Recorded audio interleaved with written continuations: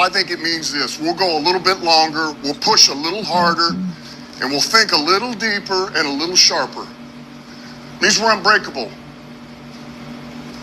Like, to me, it means we'll play anywhere. We'll play on grass, we'll play on turf, we'll go to landfill, doesn't matter. And that's what we gotta be. That's who we have to be. Because we'll tread water as long as it takes to bury it. Let's go.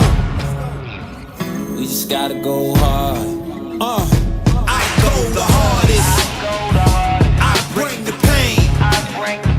Not what you used to. It's all part of the game. Yeah, I just gotta go hard. I just gotta go hard. Go hard. Go hard.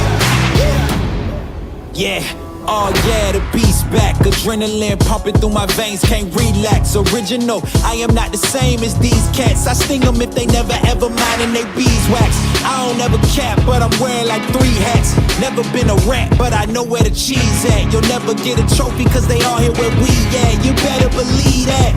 When it's all said and done, I'll still be here standing. Never took a loss and it ain't something that I'm planning. I dare you to say something, my focus is A1. Every dog has his day, it's been mine since day one. This is real grinding, I'm still climbing. While you still trying, I'm still shining. It's real blinding, and I'm getting hotter too. Talking top 2, I'm not a 2. All right.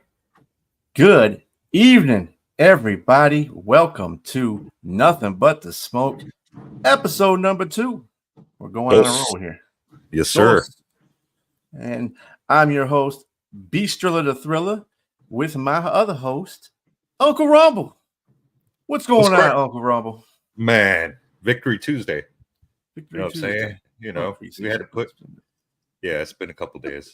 Yeah, preseason, but yeah, we had to once again put our foot in Kansas City. So, you know, courtesy of I know one thing that's got to be felt good for the second and third teams. I mean, you got to have a lot of grit to win those kind of games, especially when you play the first string for a minute, you know. Right. So. And like you said, they got all 4 quarters, man. That game was won in the last minute. You know, defense got the ball back for us, and special teams won it. It's incredible, man. So yeah, and that's where we're going to start with the preseason game versus the Chiefs, which the Detroit Lions won. And it was, again, by a Bates kick. Bates was 4-4. Very good. He did miss an extra point. He has been having a problem with that during training camp. Something that he has to work on, because that, to me, I mean, he might have a little stronger leg. And stop calling him Legatron. That name's already been taken by another kicker. So stop calling him that. Give him something else over there. Let him play a couple games first before you do that. And call him any nickname. But yeah, he's got to get his extra points together, because he's nothing but Badgley then, if that's the case. You know what I'm saying? With his stronger. I'm telling you, man. Right. But he'll get it together. We give him that. We'll give him that. Get together. It's preseason. You can go around there and mess around, not miss a few extra points, you know. Right. It's cool. As long as you make the kick field goals, 3 is better than 1, right? That's true. That's true, man. Heck yeah. So some of my preseason observations against the Chiefs, and Rumble, let me know what you think about some of these too. Chime in here. Oh, by the way, we were going to have Travis Birdsong on here. I don't think he's going to be on here right now, but he should be on here in a couple of minutes. I did send him an invite to be on here. You want to be on here. Travis Birdsong from Reporting Eligible. And he hosts with this guy. Yeah, man. Right here. Yeah, man. We'll be on soon. Shout out to Trav. Shout out to you too, man. You guys have been, the productions have been incredible. Of course, he's working on the production side of things over there as well. But yeah, man, you guys have been pure energy with the intro, man. And shout out to you, man. Yeah.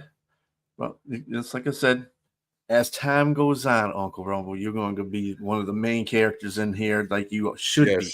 You know, Yes. I don't like doing all the work. Okay. But I understand your hands are tied in the things that we got going on off the screen. So that ain't no problem. We're going to get you in there though, brother. We're going to get you Cool, in man. there. Preseason observations against the Chiefs. Let's start with the wide receiver separation. It wasn't good. You had that one touchdown by Caden, but that was because the post route by DPJ, that was, that everybody keyed in on DPJ going that post route, which opened that lane for Caden. And it was a good block on that play too. If you didn't notice, one of the other wide receivers blocked. I couldn't tell who it was. I think it was Isaiah Williams. I'm not sure. Don't quote me on that. But speaking of Isaiah Williams, he did better than the other receivers as far as getting separation.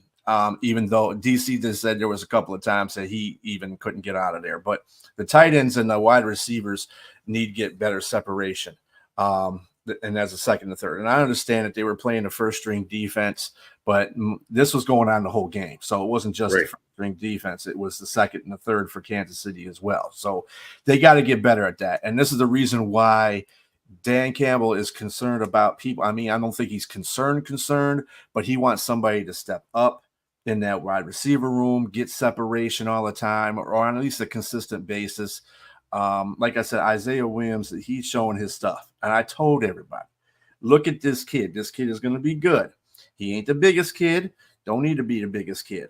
It's another misconception of you guys to have, you got to have a big receiver. No, you don't. Amon St. Brown's only 6 foot. He's not. That's not really that big. It's in between big and small. He's a medium-sized receiver, but he does damage. Khalif Raymond, when he's out there, he's 5'8". That dude does damage too. They forget the most important attribute is being able to catch the ball. You know what I mean?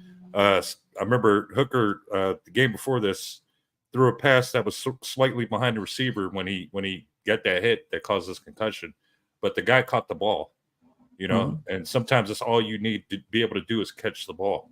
And again, Isaiah, he's shown that he has ability to catch the ball, and then same with Vaki. He's able to catch the ball and get yards after the catch, which is what you said Caden did. Set up that block. So those are you don't necessarily have to be the biggest, but if you can catch the ball and make a couple of guys miss, or at least set up your blockers. Size isn't everything all the time. You just got to be, give your quarterback a confident target. If they know you're going to catch the ball all the time, they're going to throw it to you. So yeah, shout out to Isaiah, for just, really even allowing his name to be in the mix to make this team. So do you think, based on that, do you think, if nothing changes after this next preseason game, do you think you're going to go out and look for a receiver, not trade bait receiver, right? A free agent receiver or somebody that gets released from another team? Do you think that'd be possible? I'm slightly disappointed in Donovan Peoples-Jones, but again, I think other teams, hone in on him because they have so much footage on this guy. And he is one of those targets where if he gets going, you know what I mean? So I'm, like you said on that one, he ran a route and Kansas City was more worried about him than all the other receivers. So, I mean, that part of the game, he's still respected in the league. Maybe preseason has become mundane to him. I can't see us cutting that guy. Is there any other receiver out there? I would be hip to getting in one of these, unsigned rookies from this year's draft, maybe. I don't want to go too nuts because, like you said, I don't think we need a big name in that receiver room that was going to clog up, what those guys have already been doing. We got Jamison Williams. Excuse me. We got Amon-Ra. These guys are starting to work with the rookies as far as the jugs machines, building that rapport with the receivers and that light. So yeah, I definitely don't want to pay for a big name receiver though. But yeah, I'd be open to getting a rookie in here. Why not? Yeah, I think that I think they're targeting certain receivers that are going to be dropped by teams. Michi and Woods could be dropped by Houston, either one of those two. And I think the Lions like either one of those. Woods because of the rapport he has with Goff. Now, remember, these receivers just have to be backups. It's not like they're going to be start. And from what I heard, there's 5 to 6 positions that are open with Dan Campbell right now. They have that are open, and it could fluctuate whatever that they keep. So they could go 4 receivers. Right. Yeah. And that might keep Donovan Peoples-Jones off, because Donovan Peoples-Jones has not been very good in training camp or on the field. Yeah. They don't even look at him when he's out in the field there. So that tells you a lot of stuff. And I think it's because of the fact that he's not we had this problem when we had Stafford here too, is with receivers separating. And there's certain receivers that just don't get away from anybody. And we're sitting there, and he's sitting there holding the ball, which with our offensive line, you can get away with a little bit, but you can't do that with a messed up offensive line. So you gotta, if there's a chance that any of our offensive linemen go down with injury and we got to plug in a backup, then we're going to have to deal with that. So you got to have a dependable receiver that's going to break open. Amon is great at doing it. All the top 3. By the way, people, just for your knowledge, Wiz Khalifa, my boy, is a number 3 receiver. Dan Campbell said he's a number 3. Please stop telling people out there that they're looking for a number 3. They got a number 3. Dan Campbell said I didn't say nothing that he wasn't a number 3. He just plays a lot of reps, and he's a special team guy. He said if I can keep him under 65 reps, I'm straight. 65 plays a game, I'm straight. If it goes more than that, I have all the utmost faith in him doing that. But since he is a special teamer and a receiver at the same time, because he does add special things to the offense too. He does the end arounds and stuff like that as well. And he's a fast guy. He's a small, like I said, he's 5'8". So he's I don't understand why people keep trying to say, well, who are you going to put at wide receiver number 3? I told y'all, Wiz Khalifa is number 3. There's no doubt in my mind about that. He's settled a lot of stuff too over this last week about positioning in the charts, and everybody gets excited and wants to go overboard and everything. Lions fans, and so we just got the success, man. Y'all be right, chill. You act like you know more than everybody else in the playing field. Just listen to Dan Campbell. Listen. You hearing? You're not listening. Right, you're not listening. So, that came up with a debate with the quarterbacks too. He said that Nate Sudfeld is ahead of Hooker as far as quarterbacking is concerned, but people mistook that as he's better. No, he's not better. He said he's ahead of him because he's got more reps. That's the reason why Nate is ahead of Hooker. Okay, believe me.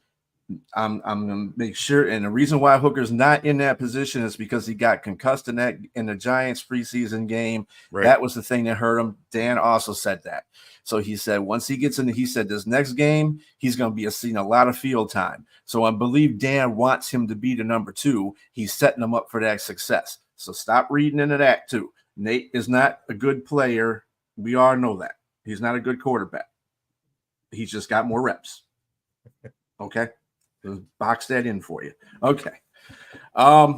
As far as the secondary is concerned, Khalil Dorsey had one of his best days as a Lion in the 2 years that he's been here. He had excellent coverage and he had quick recognition. Vildor was just as good. He was holding down Xavier Worthy pretty much. I think he found a weakness in Xavier Worthy. Remember, Xavier Worthy's not a big guy. Yeah, he's a small guy. He was physical with him on the line of scrimmage. Exactly. So he had to make him work to get outside. That kind of takes away Xavier Worthy. Yeah. As far as the safeties, Brandon Joseph outplayed Iffy. Yep. And Brandon Joseph's been everywhere, man. He's been having a spectacular training camp and exhibition season. I mean, this dude is everywhere. Joseph tackled well in this game, which is something that he trying to get better at, which has been a bugaboo for him, really.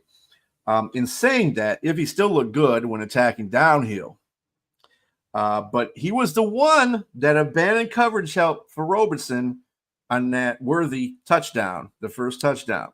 I told people, everybody's like, "Oh, Meek Robinson got burnt." No, he should have had safety help above him, and he did not. There was nobody above him, and he had to turn around and chase him. You can't do that. That's because if he decided to take a chance on something, and it was the wrong chance. But but he played well. They both played well. They're going to do, you know, I don't know. They said they're in a competition for the safety spot number 4, which I don't know. I might still have to give that to if I like Brandon Joseph too. I said he's going to make the roster. He probably will. He will. But I didn't think he was going to be making it at a 4. Tough. Right. Yeah, no, to your point, again, that play that you mentioned with the worthy touchdown, it looked like it was a busted play. It looked like they threw a flag. It was like a free play, and it looked like you said, people were just like, "Oh, well," you know what I mean? So again, that's what preseason's for. But yeah, shout out to Brandon Joseph is game, man. He wants to be out there. He wants to be in the NFL. He's not going to make it easy for Iffy, and I didn't think I would ever be saying that. But if he's out there with Iffy, and he's out there with Vildor, these guys have multiple games in the regular season and into the playoffs. If he's out there with those guys, and you're asking who that guy is, who is Joseph? Like, you know what I mean? So that to me says a lot. It says that he's actually, he made some great plays, man. And again, Vildor too, man. Those guys were hitting, they were tackling at the waist. There were still some coverage issues at times, but for the most part, like you said, once Vildor realized I got to be physical with Worthy, that probably came on a sideline from someone like, "Oh, he don't like when you're physical with him. Slow him down." You know what I mean? So, and I wouldn't be surprised if Vildor did that anyway on his own. And it's like, let me see if I can check this young boy, see what he can do out there. And that's what he did. Corners are like that. Corners got egos like the wide receivers are. You ain't going to throw on me. You ain't going to get no catches on me. I'm going to make sure of that. So they go out there and they do their homework too. Good corners, that is. Right. And he probably is like, okay, well, let's see how good this little guy is. I mean, he's not bigger than I am. So maybe I can, punch him in the mouth a couple times and see what happens after that happens. So, like I said, the one time that he got loose, there was 2 times he got loose. One was for a 47-yard gain, I think it was, and I think that was a breakdown in coverage. I think they were playing zone. Yeah. Again, right. AG, I knew they were going to come out playing zone against the Kansas City because AG didn't want to get nobody burnt and nobody's feelings hurt. AG, you got to stop that. They did play man a lot more as the game went on. They played a lot of man. Yep. But as in the beginning, though, they went out to zone. I was like, why are you playing zone? You're just letting the receivers just run right through the coverage. What the hell? Exactly. Yeah. And you got Patrick Mahomes out there. You forgot Patrick Mahomes is a starting quarterback. Come on now. But anyway. Yeah, I think the secondary held their own for the most part, against the number ones. It could have got out of hand, like you said. Pat Mahomes was out there, he, of course, he had to get one, which, okay, whatever, it's preseason. Yeah. But he knows he played oh, that's the Lions. Okay.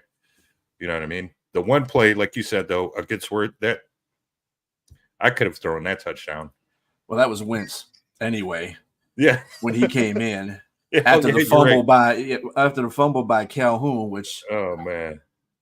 That dude ain't making a roster. He definitely ain't making a roster for wide receiver. Him and Fountain, boy, they just disappear in these games. I'm like, where do you guys go? Do you go on a bench and hide or something? What the hell? You do so good in practice, but you can't do anything. This is what I keep saying. Some people are good in practice, and it doesn't translate to the field. Some people are field people, and they don't do practice well. I like the people that play on the field better than I like the people that are practice better.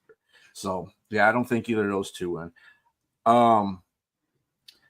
Speaking of offensive line, Cordy Soljal hasn't been reliable since his strong start to the camp. He's had an offsides call and 2 bad-looking blocks. One that punished what's his face, the fifth running back right now, Jets guy. He was playing outstanding too, in the scheme of things. But he got blasted in the backfield because Colby didn't make a good block. He missed his assignment. So I don't know about Corey. I hope they have something in contention. I hope they can get him resurrected, because he is not looking like the guy they wanted to draft. And this might be one of those draft picks that However, Manu showed better progress than we've seen most of camp so far, as far as the exhibition has. I mean, the preseason has. So he did really well. He held his own, and that's good. I like to see that. So Manu is out there doing his thing. Not so much for Colby. Yeah, Sorzal. I don't know, man. It's I don't know. Sometimes they become their own worst enemies with, some guys as far as competition goes. Again, like you said, he showed some flashes of, reliability last year. But again, this is preseason.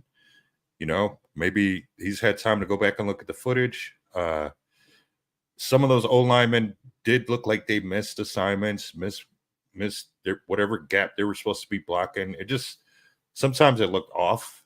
You know what I mean? But yeah, he was one of those guys that, there was a couple of times he was out on the field where they were able to make good plays.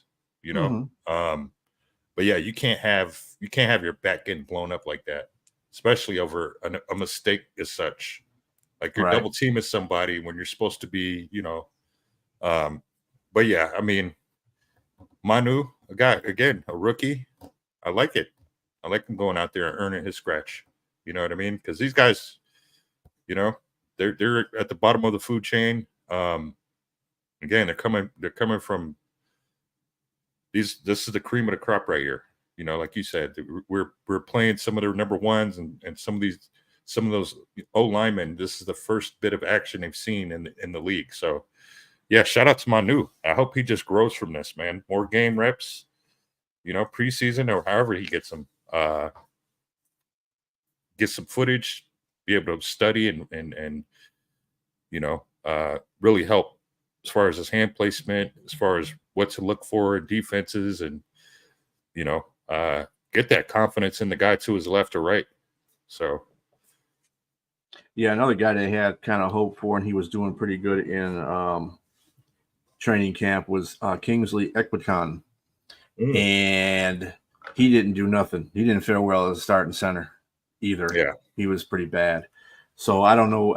I mean, that might be, they might have to. That's another thing they might have to do before season starts. They might have to find some veteran offensive linemen to, get out of free agency and help, solidify this line, because it's either injuries or players just not stepping up to what they're supposed to be doing.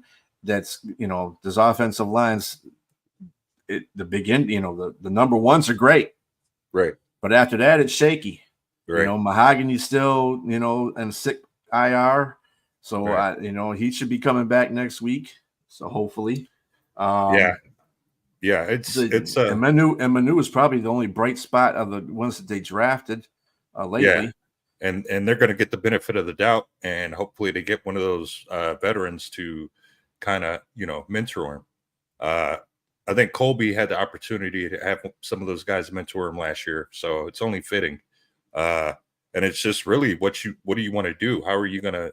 How quickly are you going to apply, those tools of the trade that you've been given by these veterans, man? I mean, it doesn't happen overnight, but clearly it's glaring.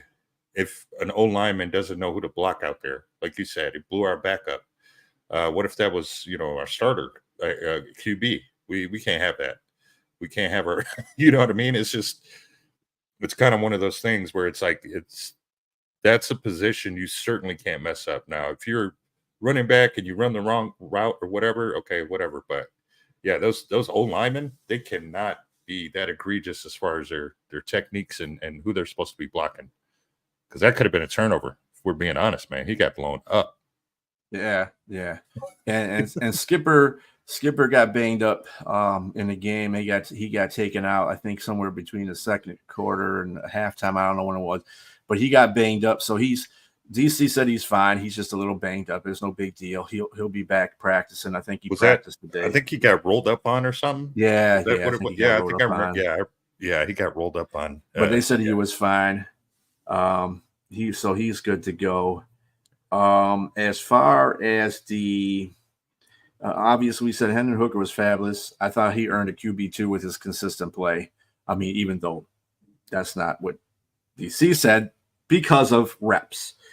Again, but Hendon Hooker, somebody said, well, he knows the playbook. And like I said, it has nothing to do with knowing the playbook. It's what you apply out in the field with it. If Hendon Hooker might not have all the grasp of the playbook, but he is applying what he knows on the field. Whereas Sudfeld is a 7-year veteran. Of course, he should know the playbook, A, and B, he should be better at it than Hooker, who's a 2-year freshman, basically. So, I mean, come on, dude.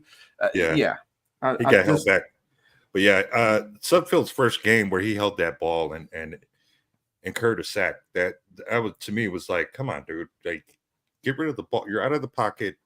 These are all fundamentals, man. It's like he was playing like Hendon Hooker was, as a rookie. Yeah, he's playing more like a rookie. What are we doing here? I got to say, even though he didn't play great in this game either, he did play better than he played against the Giants. There was that interception he threw against like a 5-man coverage. I was like, dude, what are you looking at? Don't throw the ball. Everything you expect rookies to do, man. Throw it in. We're five people around his one receiver. It's like he doesn't look off. Sometimes he doesn't look off. If he wants to go to Y, he's going to steer down Y, and all these guys just move over to him, and it's like he still throws it. It's like, bro, are you really? Like, I don't know. I don't get him sometimes, man. And then sometimes when I feel like he should be, he should tuck it and like run, he'll just keep, like he did game 1, where he held onto the ball, waited for a guy to get open and just held onto the ball. It's like, throw the ball away, dude. Don't get a no-touch sack. If you're gonna take a sack, at least get hit. I don't want to see you run out of bounds. You know what I mean?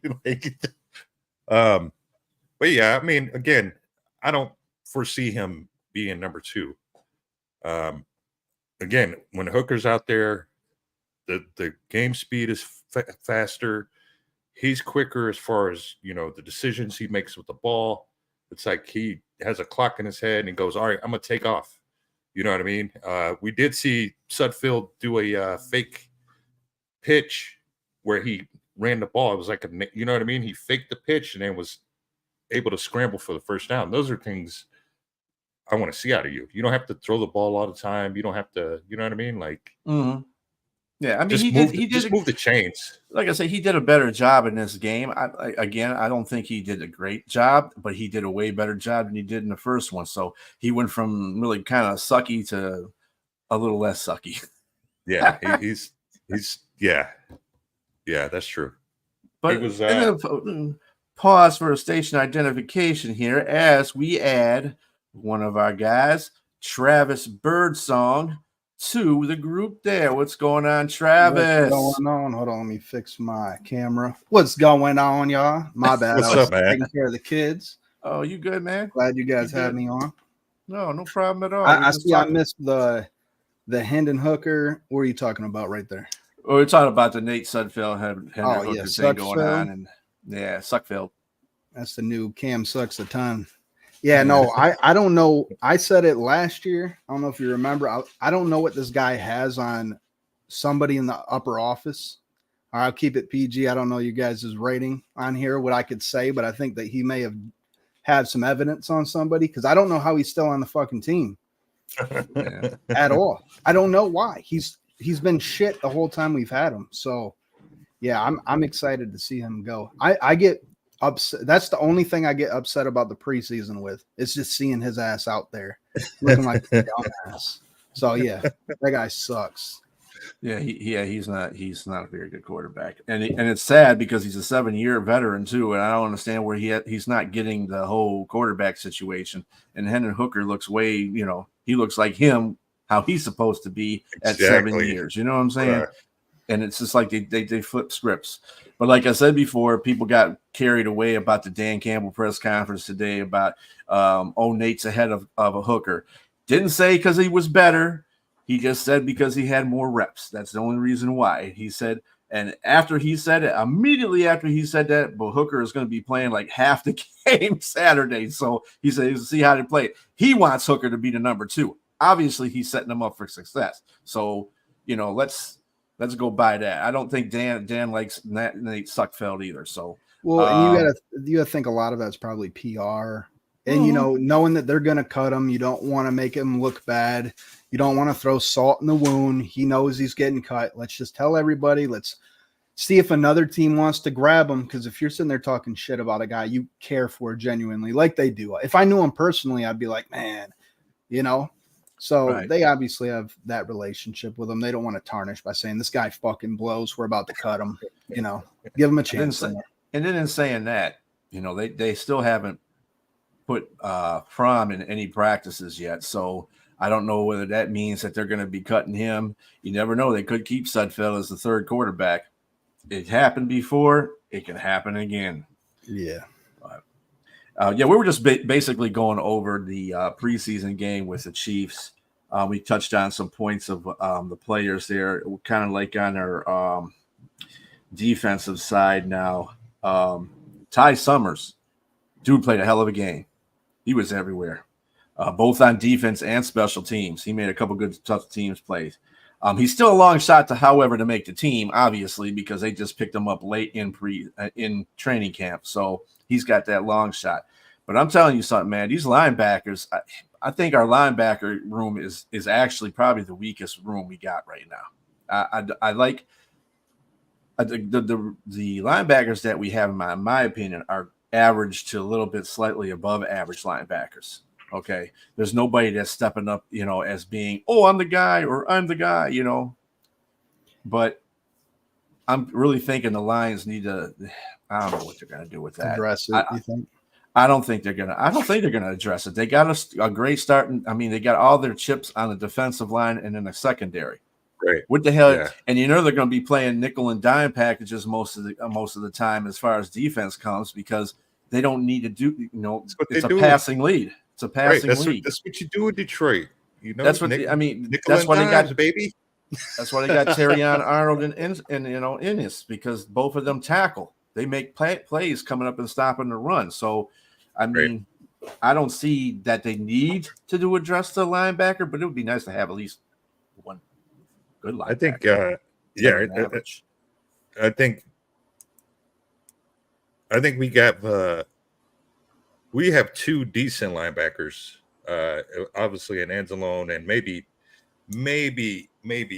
this year Jack Campbell does a little better, but I think Reeves Maben is not getting enough reps at linebacker. I think he has a potential to kind of be, if we do need help back there, I think he's one of those guys too that, again, he's making a name for himself on his team, man. He just re-signed, and he can play special teams,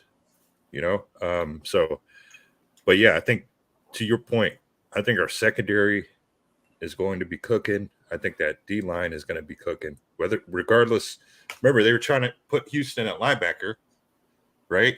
And then they were like, "Nah, you're going back to the edge, man. We need you back." And he didn't play in this exhibition game either. He did not play. He was hurt. He had a hurt knee. So I don't know. It's not getting good for Houston. It's not getting any better. Put it that way. Right. Yeah. And he had the potential, but you have to ask with Houston, was it a not enough film on the guy, surprise player coming in making plays, right? Or is that his raw talent, but he's just not in the proper form to do it, being hurt? There's a lot of questions there. Now, I'm not as down on the linebacker room. I believe that, like you said, I think that a lot of our guys are evenly matched and they sit in a certain category, right? So I feel like Reeves Maben, then you have Rodrigo, right? We have a lot of guys where I'm comfortable with all of them in.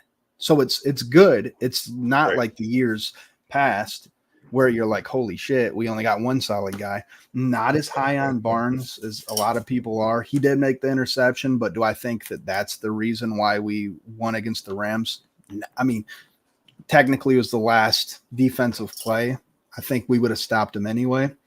I'm not as high on Barnes, but I would have liked to see Rodrigo get more playing time because year one he was shining, and then they just like tucked him back. I think you get the hunger between him, Campbell, and then you have the knowledge of Anzalone out there making the call. I think that those three right there will do great. So I'm not super down on them, but I mean, it's safe to say it is our weakest area on defense, which is a great thing to have a solid, balanced line where nobody's like elite yet. They're all young, but nobody sucks balls. And that's the weakest area where our corners are. Oh my goodness, what just happened here? My cats. I got new cats. They've been running around. Get off my stuff where I feed the real lions. But anyway, yeah, it's great. Our defensive line is going to be great. Our secondary is going to be amazing. Yeah, and then it just leaves that middle of the field. And if they could cover and get any of those little bullshit slant routes out the way where you have to target these corners and safeties to get those picks, I think we might have, and I'm going to say right now, I think there might be a lot of interceptions this year across a lot of players. Yeah, I think the interception rate is going to be a lot higher than it was last year. I think it's also going to be because the defensive line is going to be putting a lot more pressure on the offensive lines of the opposing teams to get to that quarterback, and that quarterback's going to be dancing a little bit. So I do see the interceptions go because you have, and I think that's what the Lions. I like the mindset that they had. They said, look, if we're going to get rookie corners or have one guy as a rookie corner, then we want to make it as easy on him as possible as transition into this league. If we get a good defensive line, we can do, and then any happenstance kind of bad throw by the quarterback can happen with an interception. You don't have to read too much when that happens. I mean, he could throw one up there for grabs. You're like, oh, okay, well, this is floating for about 20 minutes. Let me see if I can intercept it. It's easier to intercept plays that are pressured. And that'll help the secondary big time. Oh yeah, I agree with that. I absolutely agree on that. Well, one thing I will add to that too is the timing. Like you said, when there's pressure there, the quarterback has to get out of his hands faster, which means these corners, though they're rookies, they don't have to run for a long time and zigzag. It's going to be bam, bam. And with these rookies, they're reaction players. That's their positives, is their instincts from what I've heard and from what I've seen. So that'll help out. So yeah, that pass rush is going to definitely open things up, and hopefully it allows our linebackers to play lockdown and solid in that center. Sit down, baby. Sorry, yeah, I got you're good. You're good. It's part of life, man. Matthew Betts may have gotten a sack, but his overall performance was kind of ass. He had an offsides penalty, and his constant inability to get off blocks was killing him too. And the sack really was because Kansas City's left tackle and right tackle, they had a miscommunication. That's why he blew by them. But overall, Betts didn't have a very good preseason game in that one. Akwu also he didn't have a good preseason, but he went out with an injury as well. He's another guy that got banged up a little bit. So they have a lot of depth on that D line, though. They really do. Levi is going to be stepping up in there. What's the other guy that? Pascal had a bad game too. He did have that strip sack, but he really was non-existent in that game. I don't know how to read a defensive line and how they're doing things right now, because Sometimes one player plays really good and the other one plays kind of bad, and then the other player that's playing bad plays good the next time, and so forth and so on. And Levi is I don't think Levi played any in that game either. I don't think I saw his name on the stat line. But what's his name? Peko. That guy, he played, and he played pretty well. He played fair. You didn't hear his name called too much at all, but he was in there, and he made stops, good running stops. So he should be fine. I like him. He's supposed to be the backup to DJ Reader, or not DJ, DJ Reader. And Levi is the backup to Aleem. Peko is the backup to Aleem, and Levi is the backup to DJ. That's what I meant to say. Yeah. And again, like you said, once we get DJ in there and Davenport, it's all about getting those consistent reps. We don't know what we're going to get out of Davenport, which is why I think it's important that these guys, even Betts, it's important that these guys get these. Bro, you have an opportunity, especially, even to rub elbows with the starters, man, in these upcoming games. We know they're going to see some playing time. We know they're going to see some sort of reps against, actual starters. Kansas City is not the only team that's going to be playing their starters coming up. So hopefully these guys can really see what they're made of. And again, like you said, I'm not upset at Betts for going off sides. You know what I mean? Like it's preseason. But certainly those things need to be cleaned up, man. You need to just be disciplined. You can't cause your team penalties in any form or fashion. But yeah, like you said, I don't think he's got enough strength yet, because he was just getting, you know what I mean? It was like, stay there. It didn't even look like the guy was having a hard time with him. It was just he's trying to swim. He was doing a lot of swimming. Just just stay there, But yeah, man, it's going to be fun to see what this D line looks like, especially against Pittsburgh, because they got two players who, potentially QBs who run the ball. So we're going to need to see that D line get some pressure and force them to one side or the other, force them to roll out one side or the other. Because we know I think our corners are going to be on the attack. They're going to be downhill. You know what I mean? Especially if they see a quarterback, and I think they've been given a green light to do so. Because we can't afford these running quarterbacks to eat off of our plate, man. You know what I'm saying? Like, I'm tired of watching these running QBs just run, man. I need somebody, especially like a Branch. I need somebody out there laying lumber on these running quarterbacks, man. Give them a second, make them think twice before they just start taking off with the ball, man. So, yeah. What you got in it, Trav? Oh no, I agree with you. I mean, that's probably my number one concern with our defense. It's not pass coverage. It's not, anything else. It's whether those linebackers or if anybody could jump down and take care of a mobile quarterback.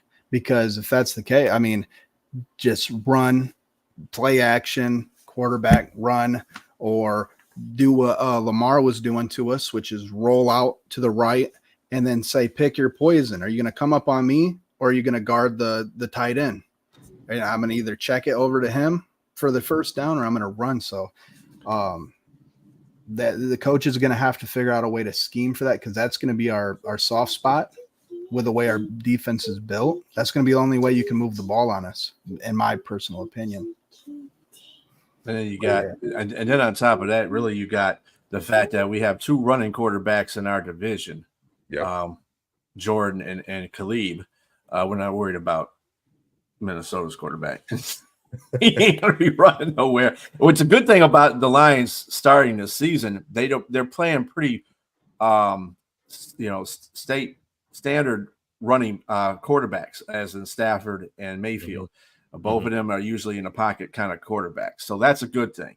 You're not going to see Stafford be doing Lamar Jackson, and you're not going to see Mayfield doing the same thing. It's not going to. Mayfield may run a little bit more than Stafford, but not that much. Right. So the first two games are kind of safe, at least. But then when we go to Arizona, we have to play Kyler Murray, who's a small quarterback at that. So you can't see him in the first place. That's going to be a problem. So they need to get on top of that. you're right. They just need some. They need some spies. AG needs to get the defense to get. He's got the players he's got right now. He's in a perfect position. Perfect. Please, when you are going after mobile quarterbacks, have a spy somewhere. Okay, stop that. Yeah. Oh, I'm just gonna try to cover everybody I can. Maybe zone it out. Maybe no, don't do that, dude. You're gonna get fired in a countryman if that happens. But yeah. Now, one thing I'll say before we get off that, since we brought up AG, here's the thing. The biggest excuse, or I've never been like an AG hater, but I wanted to hold him responsible last season. So a lot of times where he did not change the game plan at halftime like he should have. He did not make adjustments, right? And I said I would give him credit. Back over there. I'd give him credit when he would do it. And whenever he did do it, I gave him credit. Now, here's the thing. You have a great defense now on paper. There's no more of these excuses that people are saying, well, he had these players and he could only do. No, this is your time to shine. I don't want to see you be the weakest link on the coaching staff. I don't want to see that at all.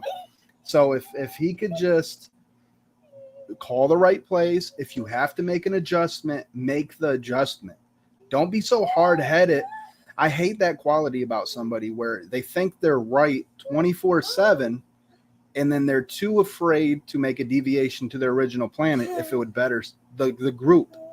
We can't afford for that to happen. So I'm going into this season with all faith, with nothing held against him from prior years, but I want to see him do what everybody claims he could do as a defensive coordinator. And I want to see him that. Not like I want to. You better do it. Like I personally, I want my team to win, you know? Yeah, you want to be successful, yeah. So I definitely, we just had to throw that in there. AG and his decision making is going to decide a lot of games for us. Yep. Yeah, and he can't, and like I said, he doesn't have that fallback excuse. He doesn't have the players to do it anymore. He's got the players to do it. They specifically went after quarterback corners that are man coverage corners. So just for him, basically their whole their few picks in the draft were defensive picks. So they were trying to appease AG. They went out and traded for a corner. They got two free agents that were defensive line. You didn't see them going out there doing that for any offensive players. No, they only got one offensive player off of free agency, and that was Zettler as an offensive lineman because we lost Jonas Jackson. So, and it's a better upgrade anyway. But I just hope that AG can do it this time and make us all proud of him, because I don't want to bash AG, but when I see something bad on my team, I'll say something about it. And AG is that one weak link. Now we get on Ben Johnson too for his stupid third quarter decisions he makes. I don't understand that either. He needs to fix that too. That's his knock. As far as the special teams went on Saturday, we all know Bates 4 for 4, missed the extra point. But that hasn't been a strong suit in training camp either. But he made all 4 of his extra points. I mean, all 4 of his field goals. So he's looking good. He is looking good as far as the field goal. And I'm telling you that I was surprised he was out there that many times kicking a field goal. I thought at least DC was going to go for it a couple of times, but he said, "Nope, I'm going to have my man go out there and kick it for me." Yeah. That might be a sign that DC is saying, you know what? I need to start kicking field goals more often and stop going for it so much. Yeah, because they can teams hone in on that. You know what I mean? If they know you got a crappy kicker, and I heard it a couple times during a couple of these preseason games where it's like, oh, they're in that fringe area, they're going to go for it. But if you got a guy kicking 64-yard field goals, like run it up, man. Run the score up.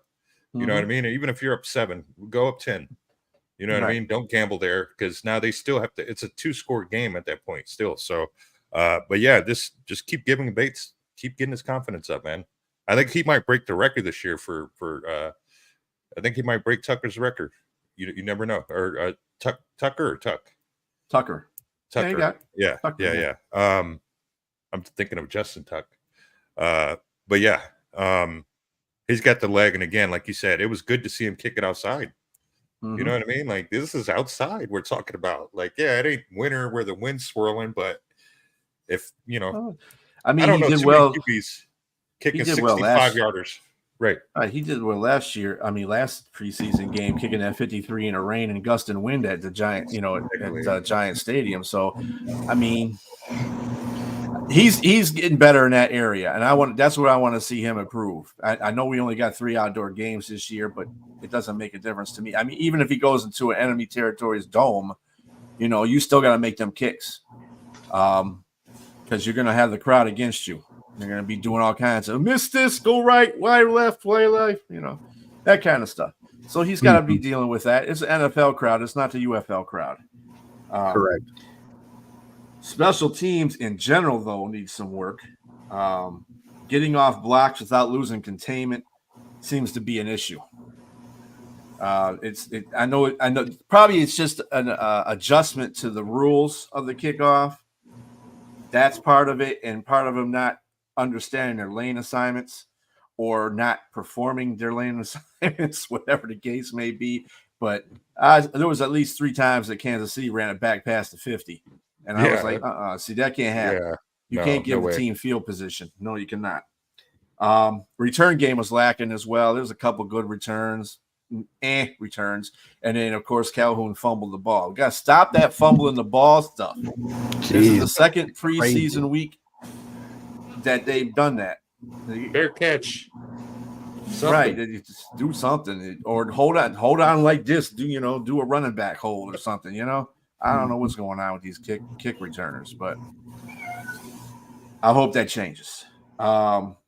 Anybody see anything else in the preseason game that they want to allude to? We didn't go over Vaki, of course, on that offensive side. Yeah, Vaki. Mm-hmm. Yeah, I think that kid is, he's a Dan Campbell guy, man. I'll use that until I'm blue in the face. Again, he doesn't go down easy. I believe we saw him take a guy like 4 more yards. You know what I mean? I think the announcer was like, "Oh, they got pushed out of bounds." And it's like, nah, bro. He just took that guy 4 more yards with him. Yeah, he's in bounds, bro. It's like he's not going to go down, man. You really have to. And he likes it, man. He likes lighting up people up. You know what I mean? He likes the contact. But yeah, once again, man. And we talked about it last week, what we saw in that Giants game. But this week he did it yet again. His number was called. He made the most of his opportunities, man. Caught the ball out the backfield. It was fun to see him. But yeah, he's starting to become a fan favorite for me. And I know it's only preseason. I would like to see, like you said, him in special teams. I don't think they want to put him in that role just yet. I don't know why, but I would like to see that wrinkle of his game. They will. Because he does not go down. He doesn't go down with arm tackles. He doesn't go down with the first guy all the time. It's violence. You're gonna have to. You're gonna have to. You need help. The one guy was trying to take, like, come on, man. I could probably hear the conversation now, man. It's preseason, bro. Chill. You know what I mean? He's like, he's like, whatever, man. But shout out to Vaki. Yeah, I think the thing that I liked about Vaki was that his knack of finding the soft part of the zone. He did catch a lot of passes too, and that was good. I can see why he's still going to be the HB4 though, because when he did go against the ones on the defensive side for Kansas City, he had very little success. He had like a couple of 3-yard games or something like that. Once that defense got off the field and he was playing 2s and 3s, he did a lot better. So he's just got to get acclimated more. I think he's just got to get better as far as that's concerned, because he's a rookie. So that'll come with time. I'm not seeing him taking over Craig Reynolds' spot this year. I think Craig Reynolds has got that solid, but Vaki is coming up there. Once he starts getting more reps and he gets more, carries and stuff like that, he'll be good. He'll be good to go. And then maybe we'll be talking about Craig Reynolds losing his spot next year. We never know, Well, and we got really physical backs, so you got to account for Montgomery being out for a game or so, right? You got to maybe Gibbs, depending on it, right? And now you have options where maybe you don't get cocky and say this team we're facing's weak, they're losing, or whatever it may be, where you say, you know what, let's let one of our main guys rest this game, and let's bring in Reynolds as 2, and then let's move up, So I like the depth there. The depth is really nice, and it seems like he's a player that if we had to lean on, we could. I don't see as many concerns as we normally have. And we normally don't even have years where we're super excited about. But one of my biggest concerns before the draft or before the preseason was like, yeah, we look good on paper, but what happens when the injuries start to happen? And now I'm more reassured that we have decent depth where we'll be okay for a game or two, minus the quarterback situation as Hendon Hooker advances, the game speed and everything like that. But yeah, I like him. I see him being active, being on the active roster, and being a good safety net. So we don't have to deviate game plans or, for a week, because before, if it's just Montgomery and then Gibbs, and then you might have Reynolds, one of those guys go out. Well, next week you're supposed to be playing, the Bills, but you want it to be run heavy against them. Now you have to change the whole game plan up. We're not in that position anymore, so I'm happy about that. So, I liked what I'd seen with preseason. Yeah, the line back. I mean, the defensive line, the cornerback room, and the running back room. I don't really have any problems with as far as the depth is being a problem, because they all are solidified to me. Quarterback room, that could be solidified. Hooker Hooker's going to get that QB2 job. I could just see that anyway. But he got to remember, he was moving the ball down the field against 2s and 3s like it was nothing. So you imagine what he has if he's working with the 1s. If Goff so happens to go down, knock on wood, I mean, he'll be fine. He'll be fine. Other than that, yes. Hey. Like I said, James Houston didn't play against Kansas City, so we can't really make any observations toward that. Now,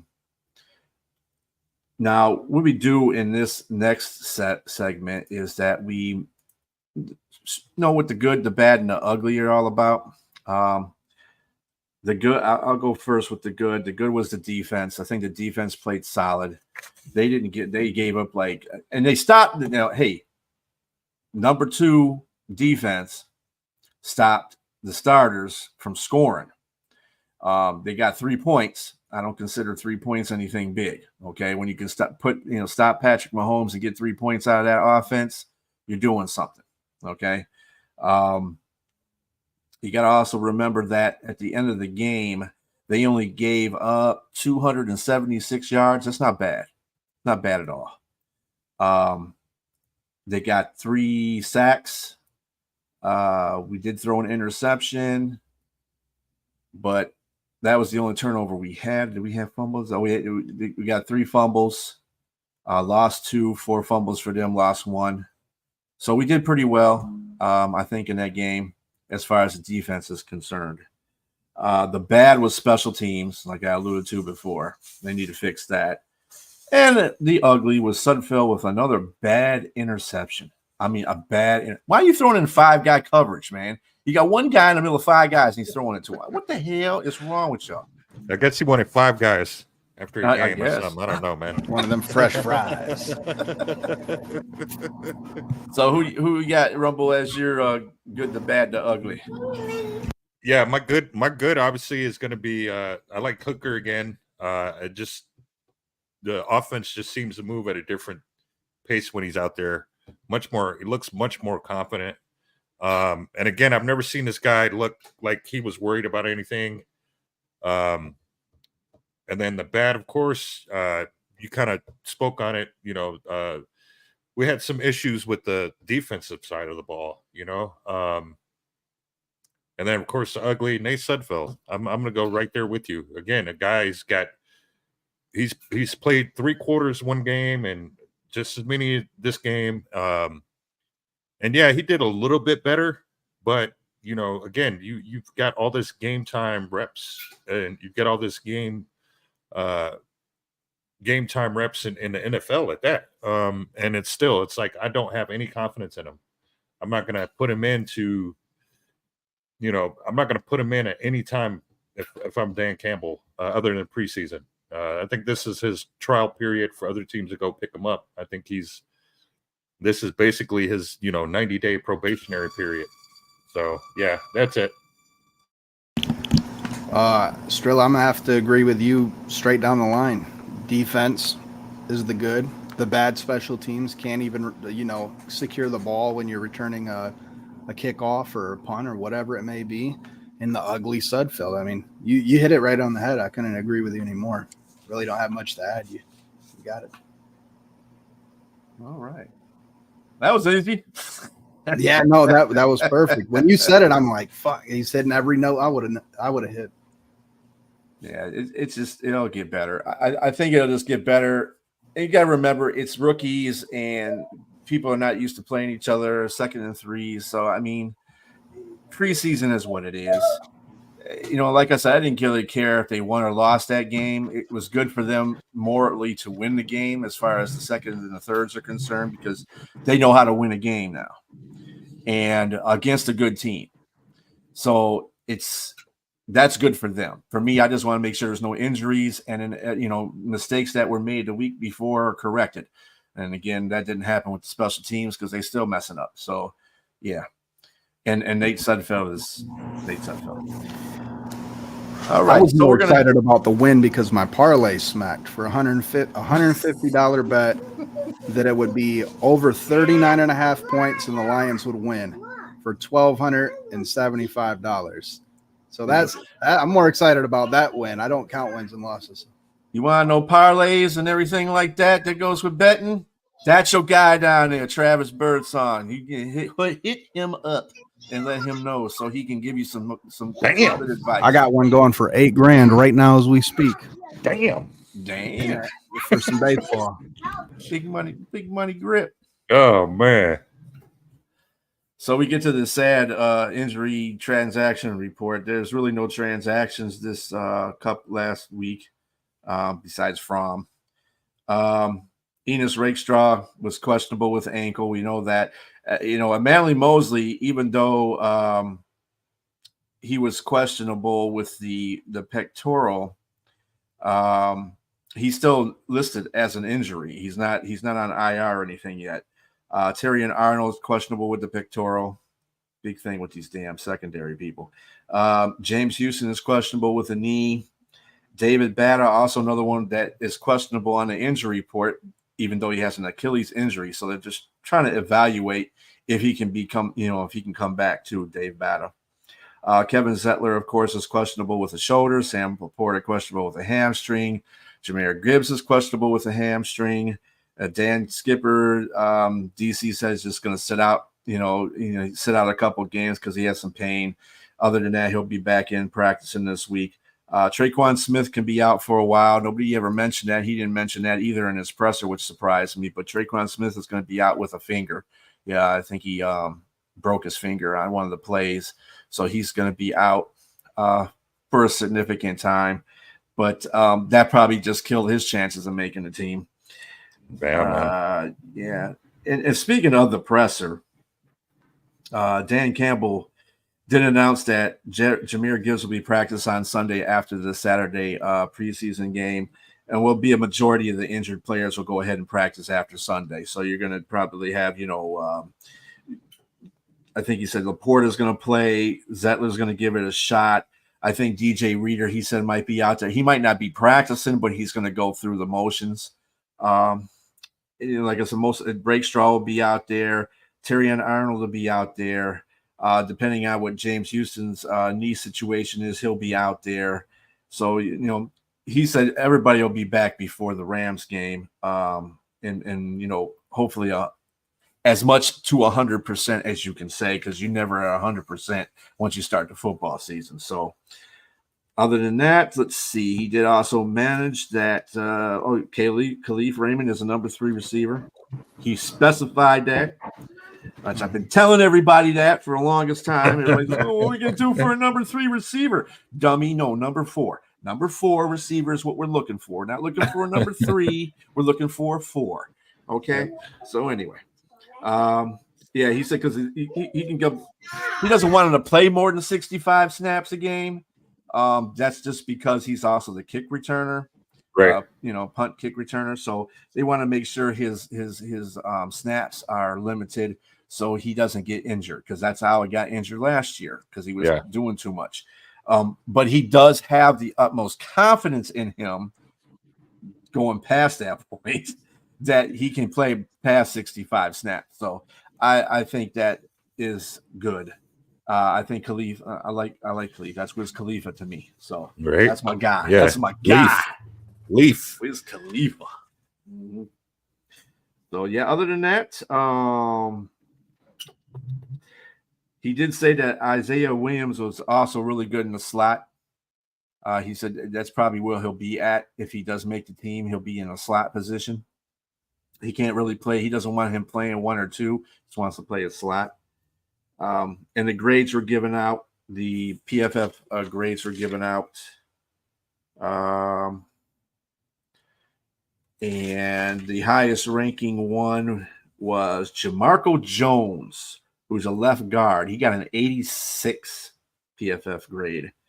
Now, nobody's talking about Jamarco Jones. Nobody in camp is talking about Jamarco Jones.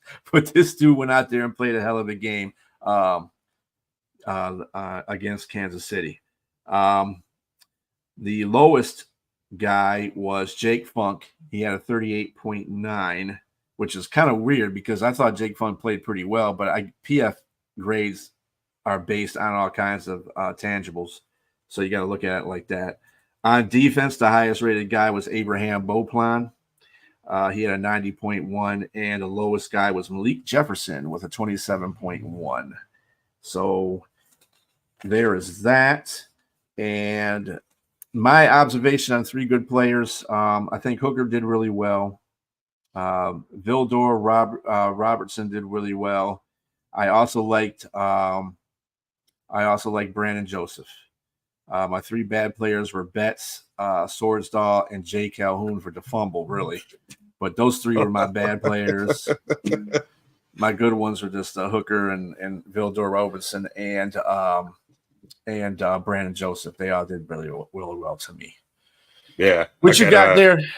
I got the special teams. Star to me was Jake Bates, and then of course I like Baki, and then of course Hooker. I think again Baki, the way he is like just he doesn't go down easy, man, and that's something I like to see. He's not too worried about contact. Again, this is a guy who he wants those. He wants those big plays. He wants the team to rely on him to do things like that. But he doesn't look like he's going to be a friendly guy to tackle, which we love that. Of course, same with Trav brought up David Montgomery and Jahmyr Gibbs, and of course our potential backup QB and Hendon Hooker. Man, this guy lowered his shoulder in a game and ran somebody over. So. But yeah, I like seeing that out of Aki as a rookie. He's got his moments where you could tell he's going to be a special kid. So, and then of course, again, Nate, man, I just think Nate is taking up a roster spot, and I think Dan is being nice and letting him showcase what he's worth to these other teams. But I don't think he's going to make our roster. So, yeah. Yeah.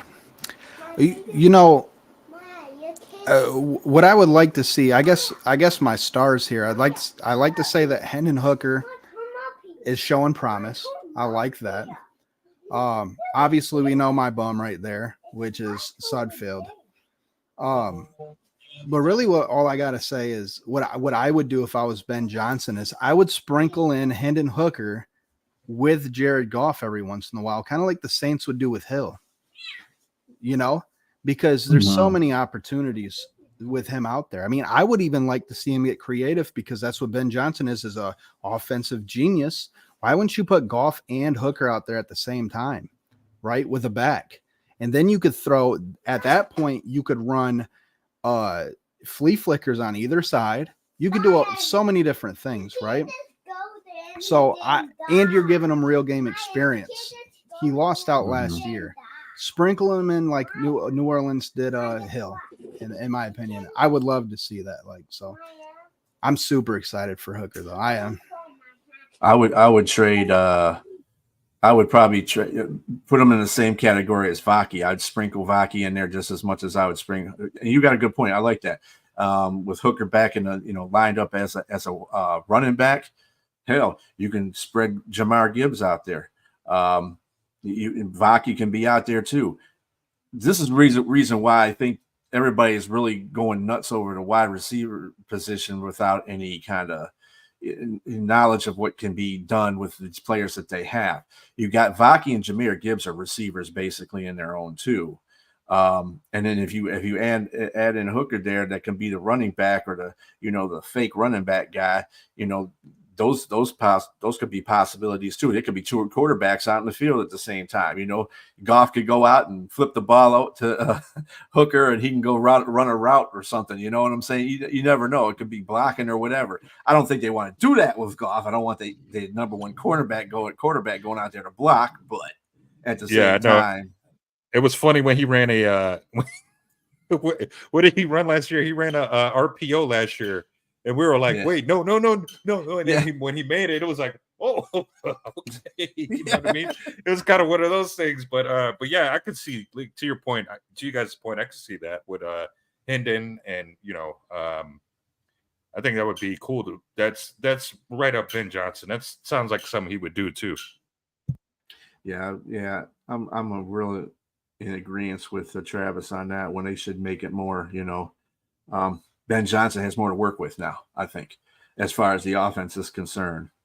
So, hey, it is what it is. Well, it opens up third down, too, because the third and short situations, you put Hooker out there instead of Goff, you have that threat. You're going to see a different defense. And if Hooker can make the throws, you could still run a similar play, but you also have the opportunity on 3rd and 3 in crucial situations to say, Hooker, if you don't see it, you go through your reads, take off and at least get 3 yards for us. 3 yards and slide, and then bring Goff right back out there for first down. I mean, get him out there. Utilize it. Mm-hmm. I think Ben will do that too. I think Ben, he's got a good offensive mind. Let him use it even more. Okay. So now that we're coming up to the next preseason again against Pittsburgh, what do you guys want to see? Anybody can go. Bless you. You can go, Ron. Oh, my bad. Yeah, I would like to see our running backs, especially against the Steeler team. I would love to see what these guys can do as far as the run, because I don't trust Sudfeld. I think he's going to give up. I think he's going to give up a pick 6 during this game. And of course, I'd like to see our secondary, how to handle the dual threat quarterbacks that they have out there. So yeah, those would be my two sides of the ball that I would want to see. What you got there, Travis? I'd like to see again, same thing. I agree with you guys way too much. That's why I like getting on here with you guys and talking. No, I want to see Sudfeld fuck up enough to solidify his being gone, right? I want to see Hooker improve more slides, maybe another rushing touchdown. I want to see an interception by one of the rookies or some close pass breakups. And I'd want to see, the Rodrigo out there making some plays that would give coaches the confidence to put him out early in the season. One of my pet peeves with Campbell and just the coaching staff in general, because I don't know the chain of command and who actually makes the decisions when, right? One of my things is they don't utilize people until they absolutely see him do stuff. Amon-Ra St. Brown, his first season, they didn't utilize him for the first half of the whole season, pretty much, right? Then he's proved himself and he went off, right? I think the same thing with Donovan Peoples-Jones last season. He came in so late that they weren't willing to really structure the game plan around him. I think he's going to stand out. I think he's going to be one of our better receivers this year. He's going to be a safety blanket. I mean, he's up there. You could see early on in the first preseason game, Sudfeld was giving him bad balls, but I mean, he was making attempts to grab him. With a good placed ball, he would have scored a touchdown in the preseason. He would have looked a lot better, and we would have been talking about him. So yeah, like to kind of run it back, I hope that somebody stands out like Rodrigo or somebody stands out that would just give coach the confidence to put them in and start penciling them into the game plan a little bit more, and that's really all I want to see in the last game. Yeah, I want to see the receivers play a lot better. It's a home game. Go out there and show the crowd that you can do something. Because like you're not getting separation out there. You didn't get separation in the last game. The only one that was really doing that was Isaiah, and the rest of y'all are just like bumping and running coverage. You guys got to go out there and make plays. This is the reason why DC is waiting for somebody to step up, because you're not doing it. You're not doing it on the field. And if Isaiah keeps playing the way he's in, you can ink him in as a number 4 receiver, because DPJ ain't getting it done. Fountain's not getting it done, and neither, he had the one touchdown, but I mean that was because DBJ took the coverage off him, and he played a really good soft zone in that reception for the touchdown. So I mean, they got to step up, and I think it's going to be less on the running backs. To tell you the truth, I think they should hone less on the running backs, because I think I think we all agree the running back room is solid. We don't want anybody to get hurt any further than they're hurt so far. I want if they put Hooker out there, I want Hooker launching some passes.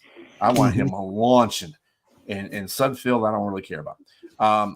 Now, to that degree, do you want the starters to even play a series or two, or not at all?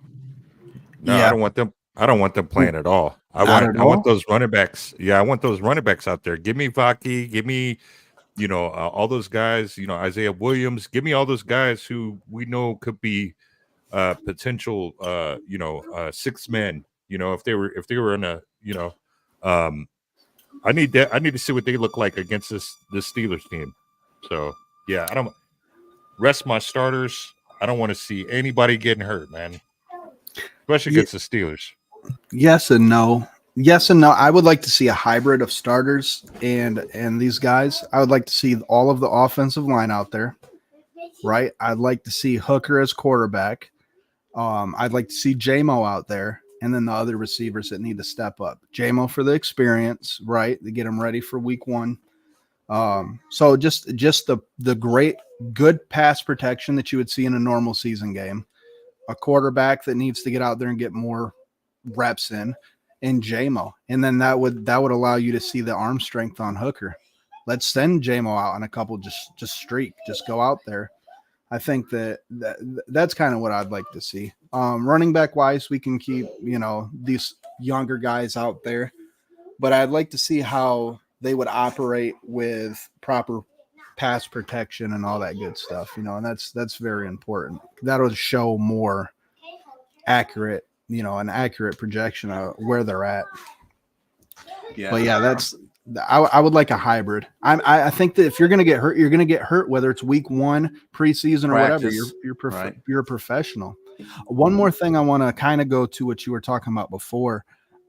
There are so many mid-level receivers in the league that would kill to be on the Lions right now.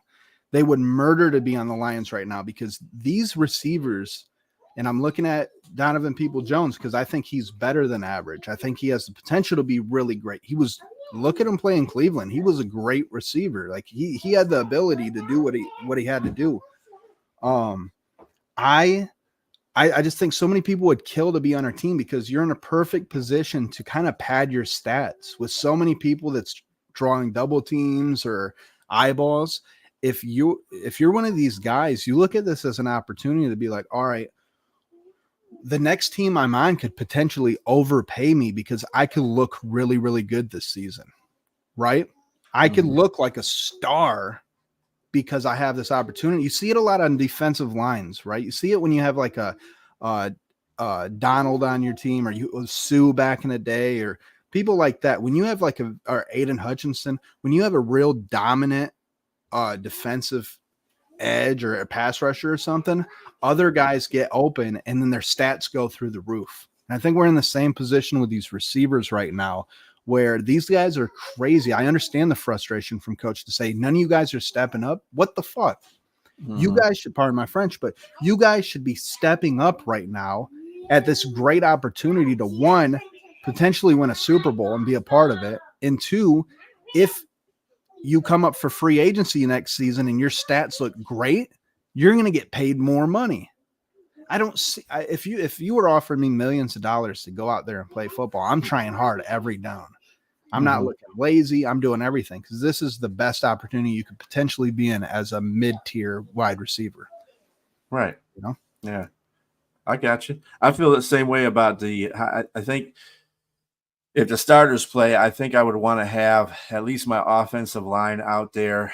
And I want Goff to at least play one series so he can knock some rust off, because you can practice all the time against your own teammates, even have joint practices with another team. It's nothing like playing on the field and having a crowd around you and stuff like that. That stuff's got to come into your head too. So I need Goff to at least play one series. Whether it's a 3-and-out or not, it's just too bad if it's a 3-and-out. He just plays 3-and-out. And then in the next series, bring Hooker in there, those rookie running backs, and keep the receivers in there. Maybe sprinkle in Isaiah and DPJ and all the receivers that need to get reps, so Hooker can be out there behind that offensive line, so you can see what he looks like against number one. Now, the whole offensive line won't be on there because Zettler's still going to be with an injury. He's not going to perform. He's not going to go out there and practice until the following week. So Nice will be out there in his spot, so he'll get some good reps too. Nice needs to be out there getting reps as well, and I think he got some against Kansas City when they played the preseason game, so he should be used to that. So let him go out there, be in the ones, see what he can do, and because he's going to have to probably line up against T.J. Watt if the Steelers play their starters. I haven't seen anything that they aren't or they are, so it all depends on who the Steelers bring in, who they play. But I still think the Lions should play at least one series with full starting regimen. I know Jahmyr Gibbs won't be there either. Just have Craig Reynolds there. You can work with that. So, absolutely. And so now we're on to okay. This is Rumble's little favorite part. He put this in our show just to give us some what he thinks each of the quarters of the season are going to be for the Lions. Right now, I think we both have them going 4-0 based on the first 4 games that they play. Games 6, 7, and 8. 6, 7, 8, and 9 are up next, and they are these. They are. Let's see, Dallas. Take this damn banner down here. Dallas, Minnesota, Tennessee, and Green Bay. I think they'll go into Dallas and beat Dallas. It's overdue for them. I think the shine is off the magic of Dallas. Nobody cares about Dallas anymore. They ain't America's team. They ain't been America's team for a while. And, the Lions are just – they're starting to become the team that everybody's going to start cheating for now anyway. So the referees will probably be on our side, hopefully, in that game. But I think they go to Dallas and win that game. They're going to beat Minnesota just because I told you they got to stand in a pocket quarterback. If they had a running quarterback, it'd be a lot different. I don't think JJ's like that either. He runs a little bit better. But they don't have JJ. So that goes without saying there. Against Tennessee, they got a pretty good defense, and they're going to be here, though. So we're going to win that game. Green Bay, we're going to be away. I think that is going to be one of the 3 games that we lose this season, along with the one after that, but we won't get into that because that's not part of the 4. But the first game we're going to lose is against Green Bay. So we'll be about 7-1 by that time. 6-1 by that time. It'll be 6-1 after that game. Rumble, you still with us? he might be away. Well, how about you, Travis? What you think about these next 4 games? Yeah, Dallas. I agree with you. I think that this will be the official belt for America's team game. Mhm. Beat us without Yo. a bullshit call. Yo. What up? We hear you. Yo. Yep. Yeah, we hear you. Beat us fair and square. Let's see if you can do it. I think we step in there and we strip that belt off of them as America's team. Minnesota, you're right. I don't think they're doing much, so that's a win.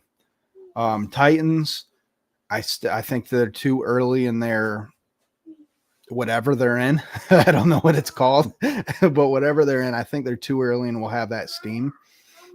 And I do not want to sound like one of these guys that say we're going undefeated, right? But the Packers, I don't know. I think we go in there. If we go in there undefeated, I think we go in there and we get a little bit of revenge. We got a way better defense now.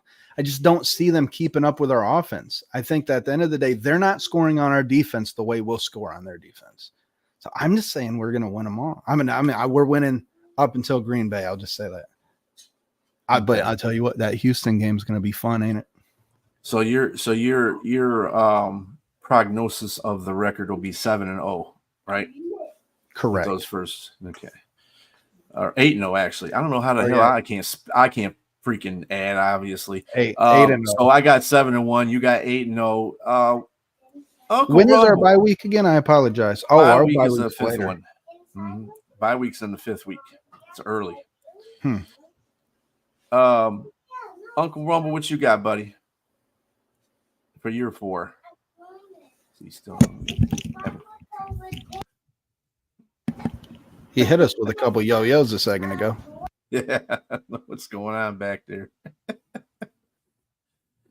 But anyway, yeah. So you got to be here with your stuff, man, because this is your creation. But I hear him fumbling. Well, while he's waiting, I got a quick question for you, just in general. Out of all of these games, which one? The whole season, right? The whole season. Which game would be the most devastating loss to you? Would it be week 1 in LA? To kind of, would it suck to lose to the team we won our first playoff game against? For people immediately be like, oh, was it? Like what game would really make your stomach curl the most to lose by? And not just because it's a shitty team, but just in general. Thanksgiving game. Thank you. Oh my God. Yeah. Yes. No more Thanksgiving L's. Especially to Chicago. Oh yeah, no. That one would pain me because I hate Chicago. I don't hate many things, but I hate Chicago. So they talk too much stuff for nothing that they got to show for it. Lions been a better team in this century than they ever were. So no. I would be heartbroken if they lost that game. I need them to win the Thanksgiving game, and I need to beat the crap out of Chicago. That's what I need them to do. Yep. Eat dinner happy, Right. Right. For a change. Yeah. So what you got there, Rumble? Yeah, what you have for your next 4 games? Oh yeah, no, I kind of agree. Minnesota. I kind of agree with you, Bistrilla. I think Green Bay. I think that's going to be a tough game. So that's the only one I see us potentially losing. But again, barring we have our complete team, I think to Travis' points, I think we're gonna put points up on the board, and I don't think we have to really worry about their run game stopping us from it's going to be Jordan Love's game to lose, and I think we're going to have a couple picks on him, and I think we're going to be victorious. We're going to go in there. I think if we do win, it's going to be by a healthy margin, and I think Bates seals it. I think we win by like 14 or 17. So I think a lot of people. Go ahead. Yeah.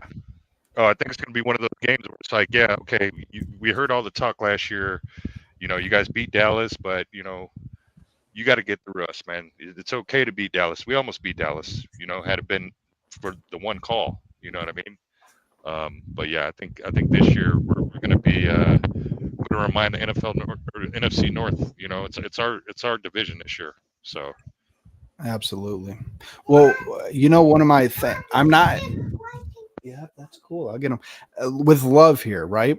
I think Mhm. Love. This is Love's season where either teams are going to figure him out or we're going to find out if he's really good or not. That's fine. He can Yeah, break anything he wants to. I think that people don't understand. Last year, even when Love was at his best, and he came into Detroit and they won on Thanksgiving, Detroit wasn't out of that game. They went like 29-20 or something like that. Yeah, they did pretty good defensively, but we still were running the ball up and down the field. It's kind of like the same thing I thought about San Francisco too. Our defense kind of failed us in the second half, and they stopped running the ball. But generally, the offense was moving up and down the field. It was just a couple of faux pas things that happened to San Francisco that we just didn't complete that game. And it was kind of the same thing I thought about Green Bay when they beat us, is because it was a couple of things that we just messed up. Goff shouldn't have been running with the ball. Goff, you got to stop running with the ball, or hold on to the ball at least, put some stickum on it or something, But that was our downfall in that game. But other than that, we were running the ball up and down the field on them too. So, Right.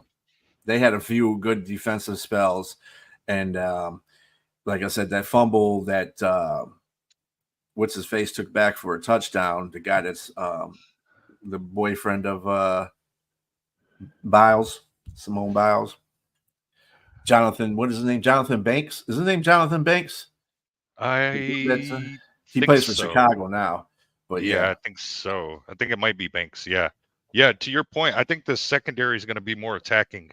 I think these guys are going to be blitzing. Of course, we know Iffy.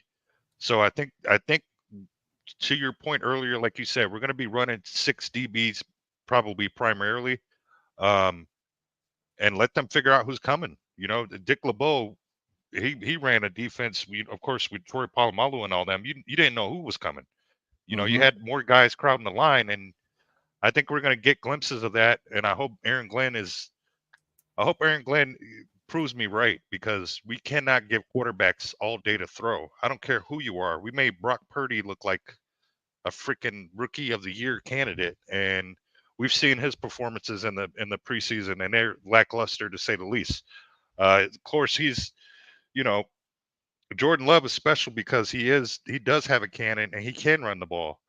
But we gotta let the NFC North know that this is our division.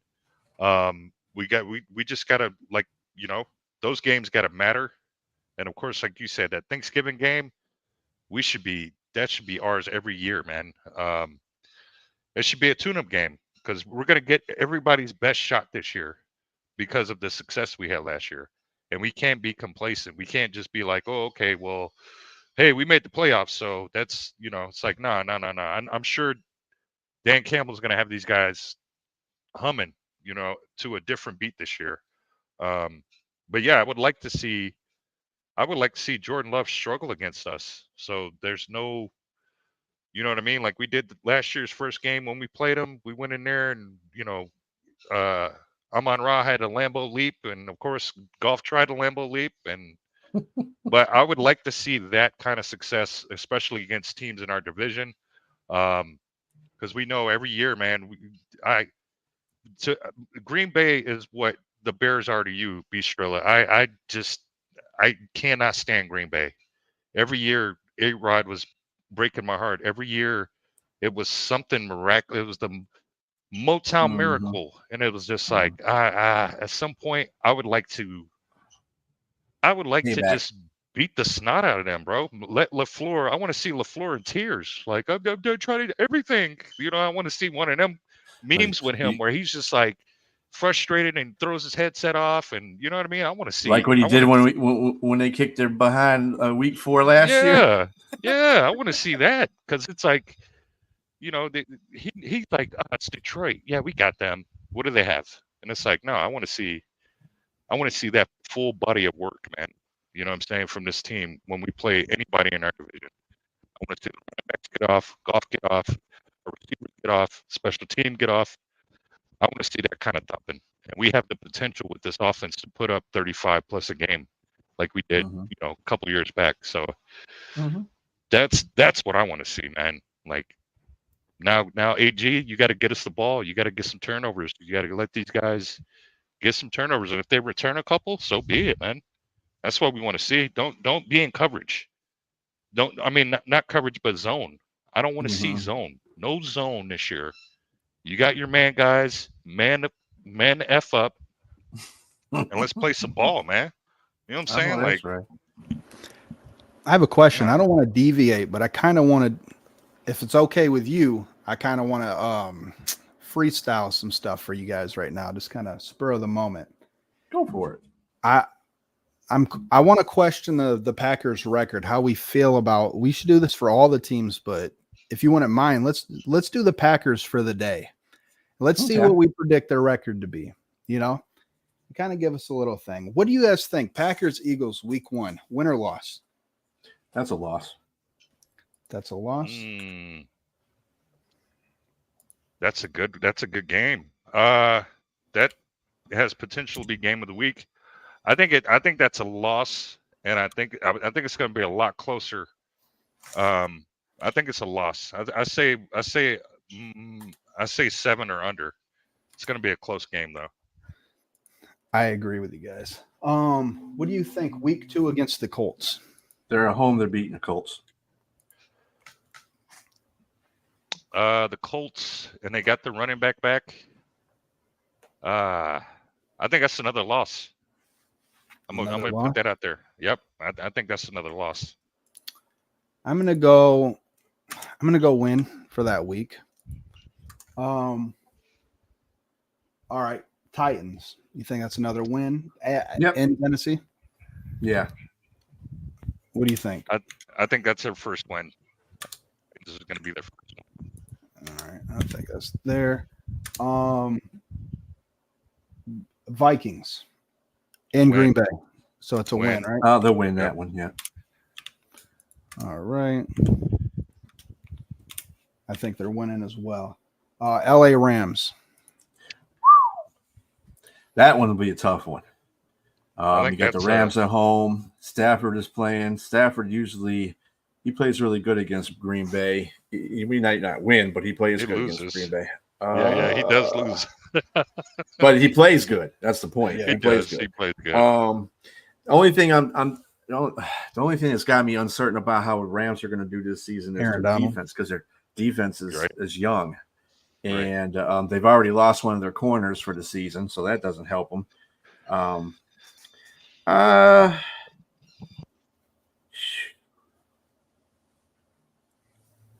I think I'll give them the win. I'll give Green Bay to win that one at LA. All right, what are you thinking, Rebel? Yeah, I think Green Bay wins that one. It's too like he says, Stafford usually has a good game against them, but whatever team he's on, they somehow lose. So I think I think I think they got that one. I personally think they might lose to the Rams. I don't know. I think that LA with their coaching staff, they're going to find a way to win. Because I think that I mean, Aaron Donald being gone is a big blow, but I personally just think the Rams win. All right, Cardinals. Win. Yeah, that's a win. I agree with you guys. Who we got here? Texans. Loss. Ooh, loss. All right, and I agree right there. What do we got right here? Jaguars. Win. Yeah, that's a win. Trevor. Yeah, he's getting too much praise for too little. Top 10 QB. It's been egregious with these rankings with some of these players, man. And to me, he hasn't really. I don't think he's there yet. So yeah, I got that as a win for the Pack. All right, then that's when we visit them. Bistrelli, you said that's their win, our loss, right? Yeah. And Rumble, you agreed with me on we would win, right? I would, yeah, it'd be close, but yeah. We got to win that one. Leave no doubt. All right. Sorry, I'm trying to keep tally here so we can note this all down. Chicago. Oh, they own the Bears. Yeah. No, the Green Bay owns the Bears, so I agree. That one. Yeah, they yeah, that's true. 49ers. Loss. That's a They can't loss. beat 49ers. They can't beat them during the regular season or in the playoffs. I think, however, I think it's going to be that Chicago game. I think we're going to see some injuries in that game. I think at that point, I think Chicago, if what are we, week 8, week 9? No, we're at week right now 11, I believe. Week 11. Yeah, week yeah, 11. Mm-hmm. I think at that point, either Chicago is, playing Crap. for a top 3 draft pick, or they're going to be crap. So I think we're going to see their best shot. You're going to get their best shot every game, and I think we're going to see some injuries from Green Bay. And I think it's going to make it easier for the 49ers to kind of clean their clock. How about the Dolphins? I'm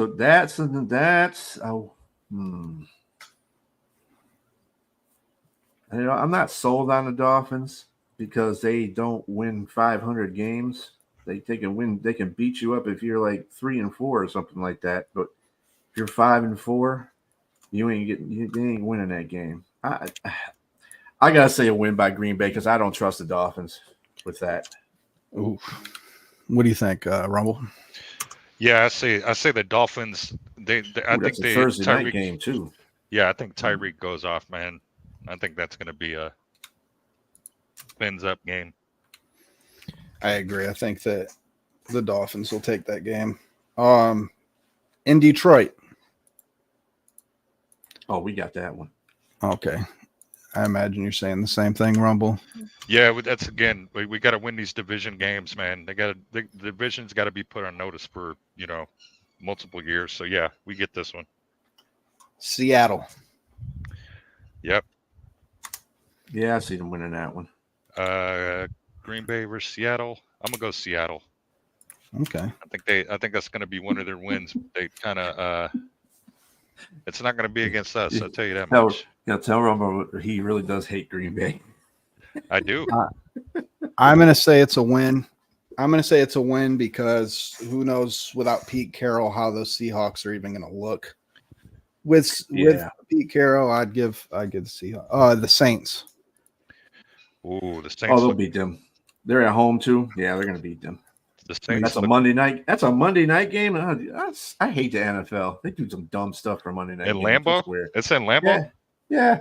Ooh, that's going to be a good game, man. I think the Saints have improved, man. I think the Saints win. I think they shock Green Bay. Win? Yeah. I think the Saints win that game. Well, what happened last year with Tampa Bay? Tampa Bay beat the crap out of them at Lambeau. I'm still giving it to Green Bay though. Yeah, I'm giving it to Green Bay as well. I don't have faith in the Saints right now. I don't either. Vikings, do you think they sweep the Vikings? Yeah, they sweep the Vikings. Yep. All right, and then bring you up over here, and I believe so as well. And then finish it off. And the Bears, you say they own the Bears, so they're going to beat the Bears? Yep. Yep, what do you that's think? another sweep. Yep, Bears are going to get swept. I think it's going to be again that Bears team is they're I think we're going to get their best shot, and they're going to give Green Bay their best shot.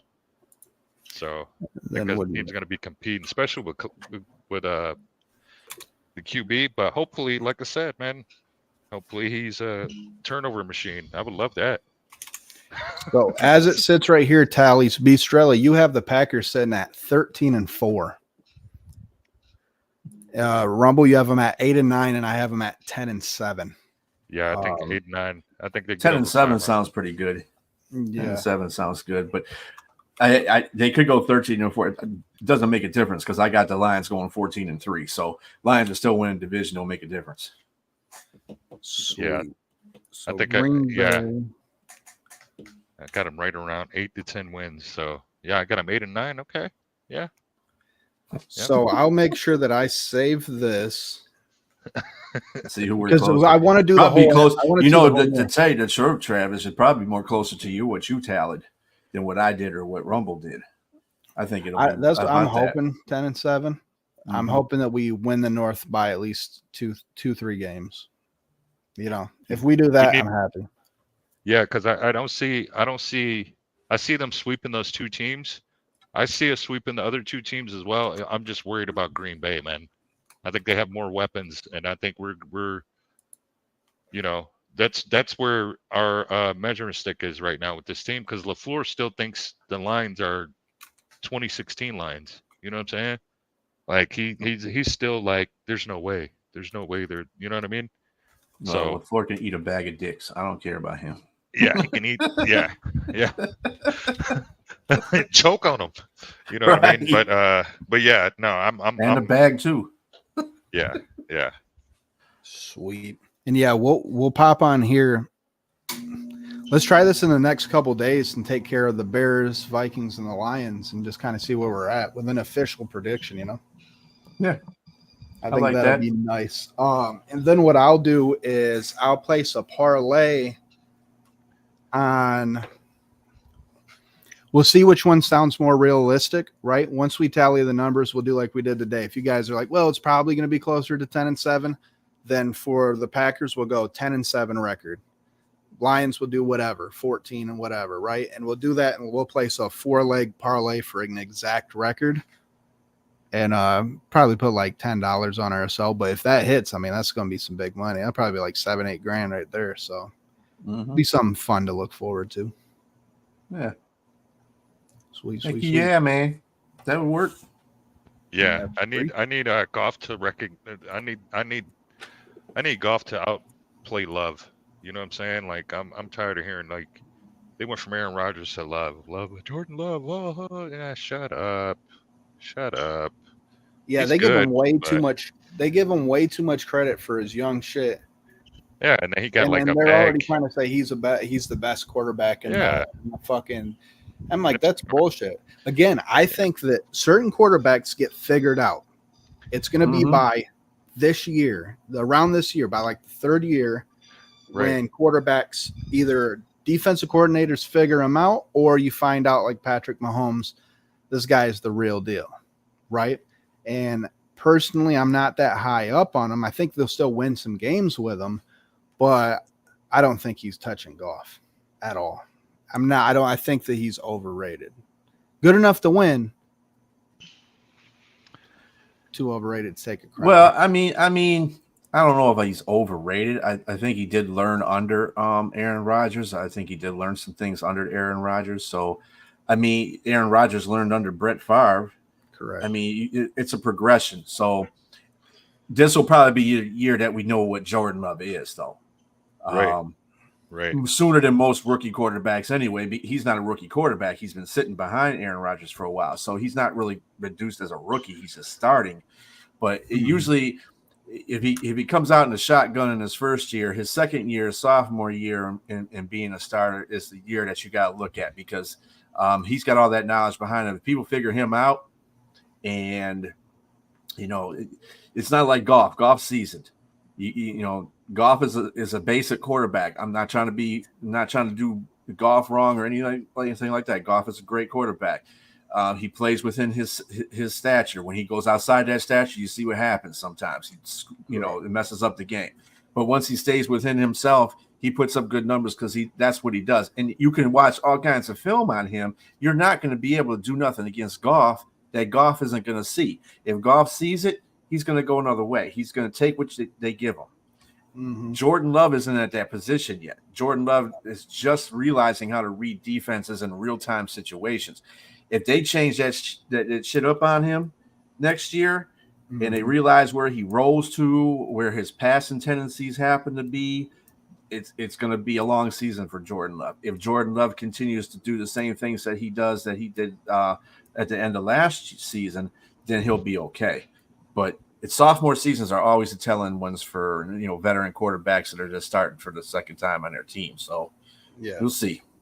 Well, they learned what I imagine teams, like people like that are scouting his film and stuff, looking at his film, they learned how he reacts in a hostile, all or nothing type of vibe.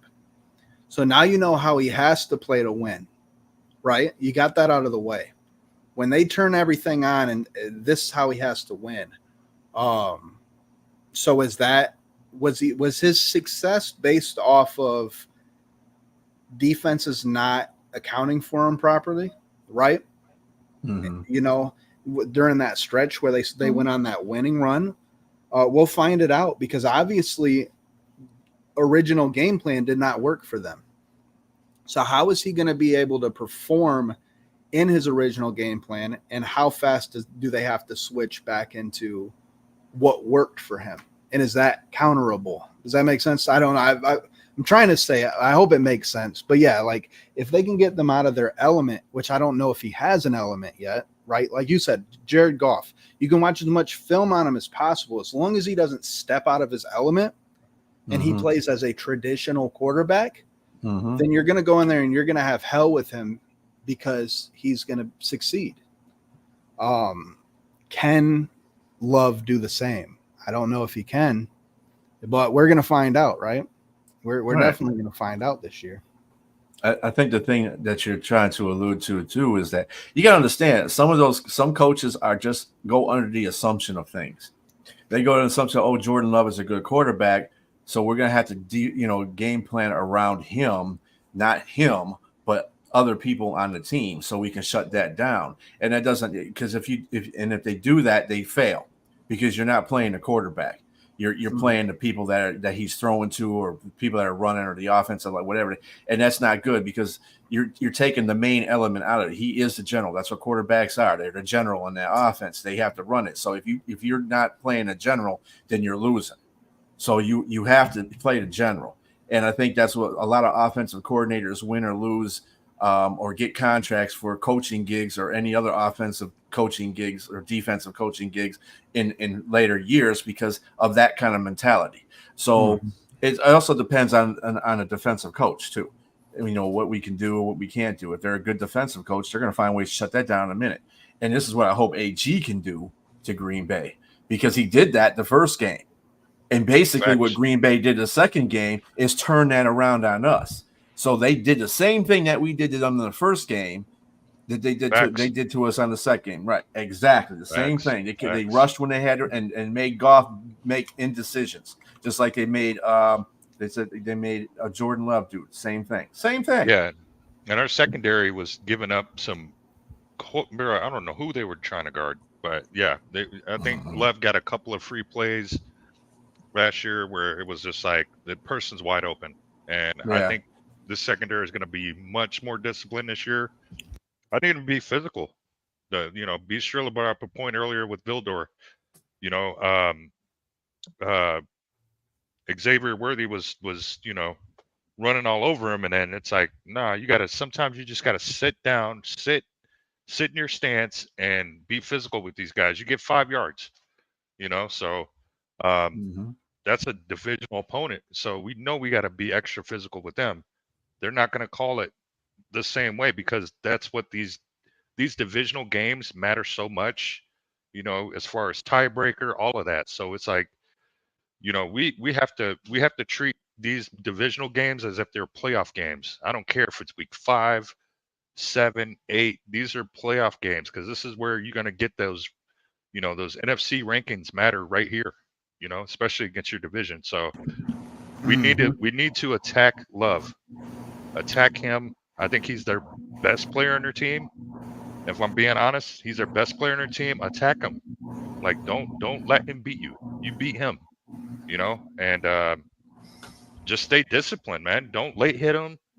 Don't do no bullshit like that. But, if you want to give him a little touch, don't do what Derek Barnes did last year against Dak. That's not. We cannot do. Right, we can't do Don't shit. be bringing like up that. old shit, Robo. I know, man.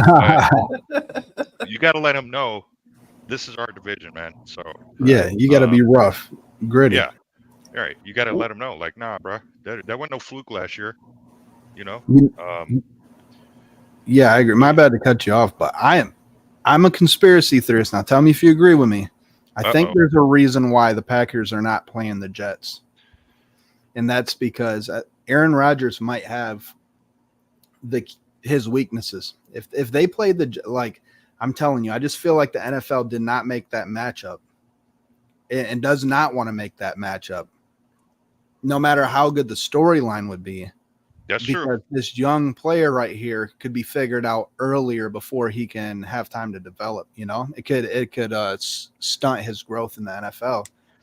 If anybody knows his weaknesses, it's Rodgers, Right. Mhm. and the Jets would expose that fast. You know, that would be the game I would like to see to really test him out. But my bad to Yeah. cut you off. I was No, you're looking good. over at their schedule and I was like, no Jets. They didn't have Nope. Jets last year, Mm-mm. right? So No.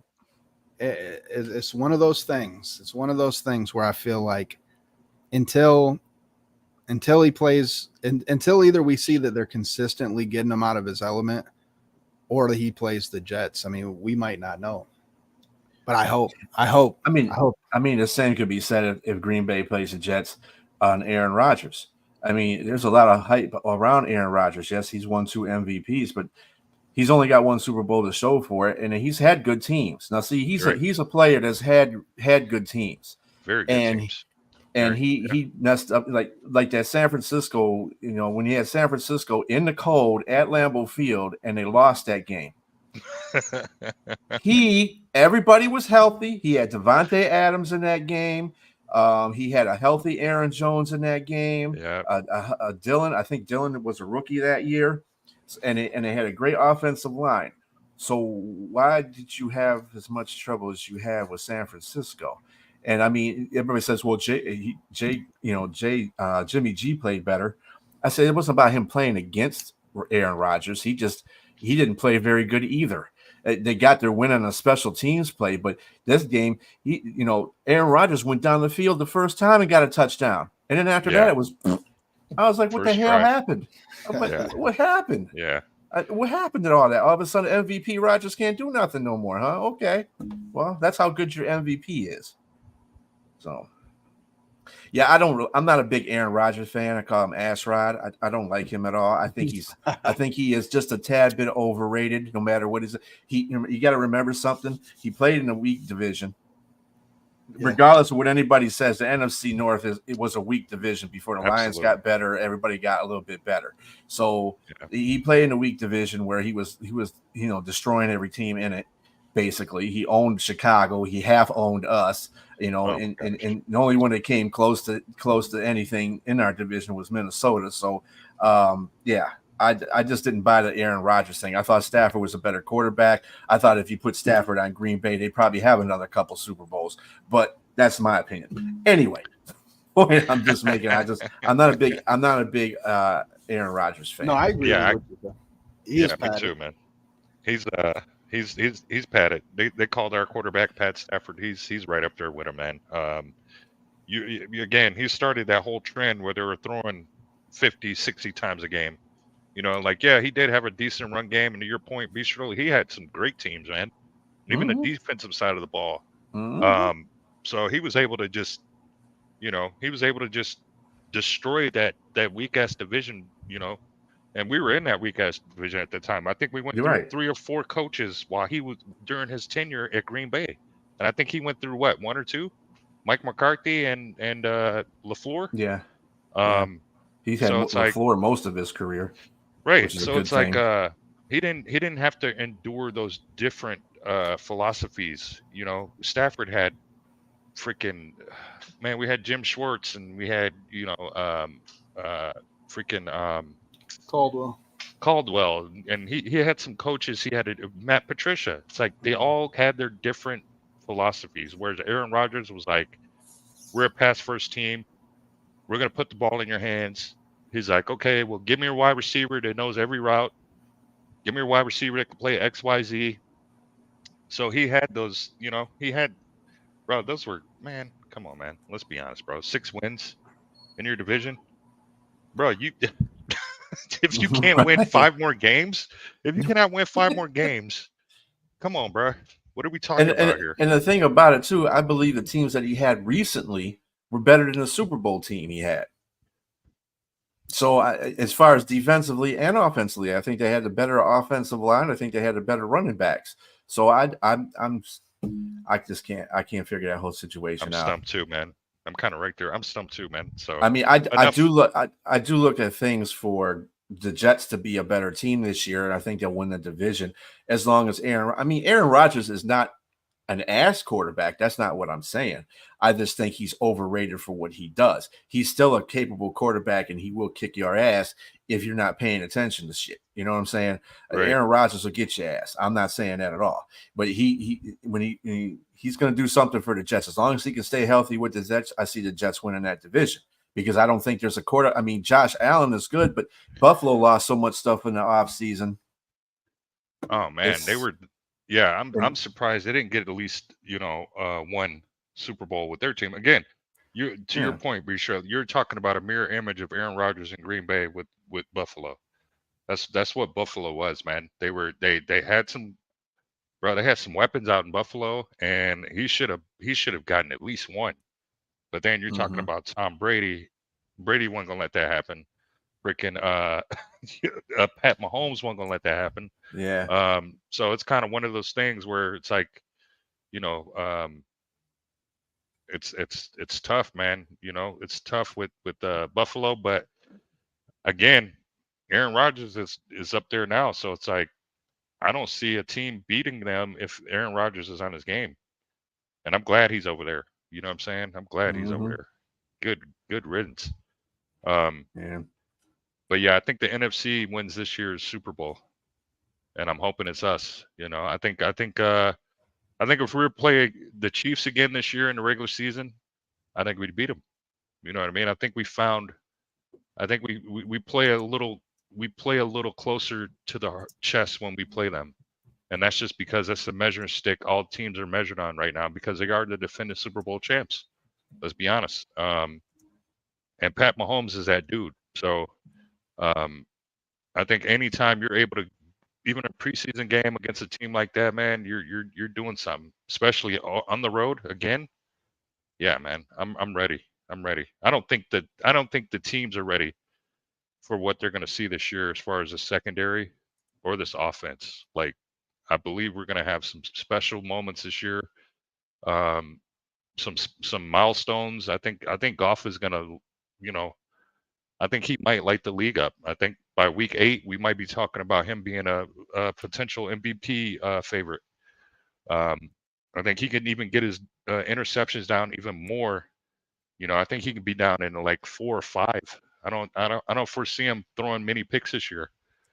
And he got paid, so I don't think he can. Yeah, I'm not really worried about Goff either way if he throws interceptions. I mean, he's second to only Josh Allen in the last 4 or 5 years in interceptions, being having the most interceptions. But the point of the matter is the quarterback. There's a couple of games that he lost because of that stat. Seattle stands out to me the most, where he threw a pick six. Another one. Philadelphia, he did that as well. The first game of the season of last year, the last year, first game of the season, he threw a pick. Not last year, but the year before that. Right. And he threw a pick six, and that cost them the game. To me, you can't be careless with the ball like that. And I don't understand that happens. Sometimes you want to have that gunslinger mentality, which he's not. But he has that mentality, and that's the reason why he has his interceptions. I think what they showed today, the over-under of his touchdowns was 26.5. And I think he's going to – I mean, what did he do last year? Like 30, 32?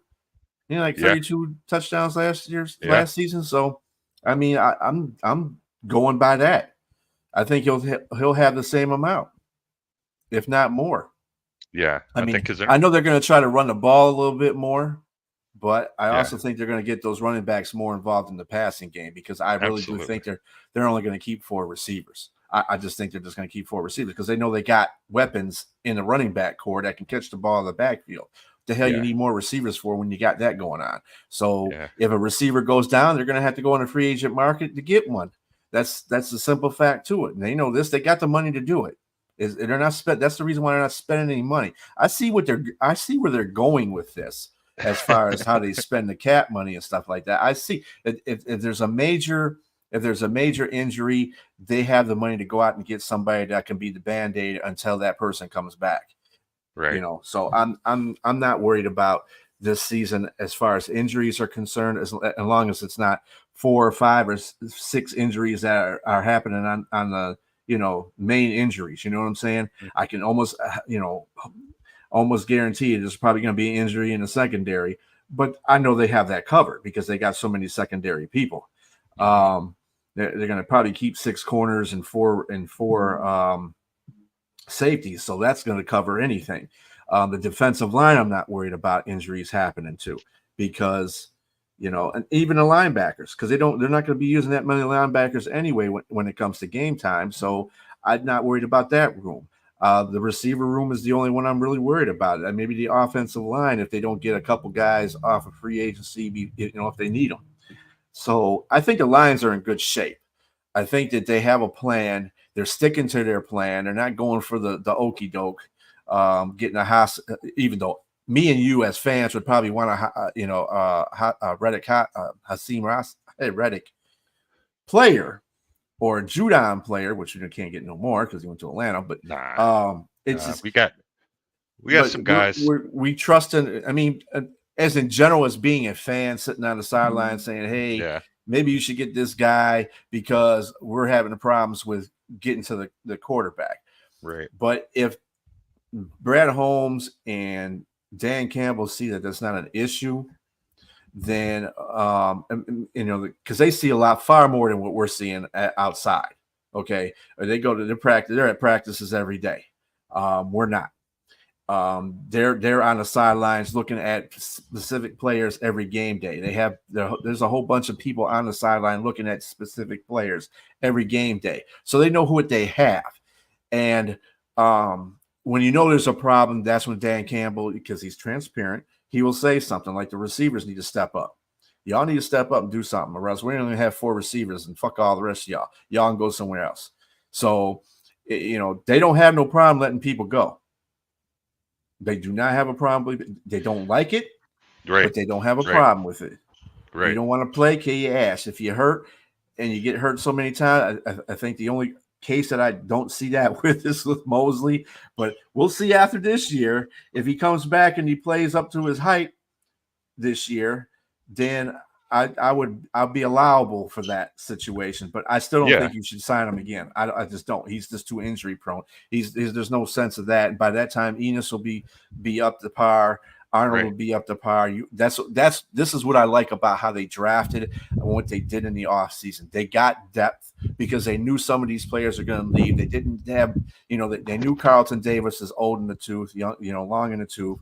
So, we'll keep you around for a couple of years, but after that, dude, adios. We got Arnold taking your place.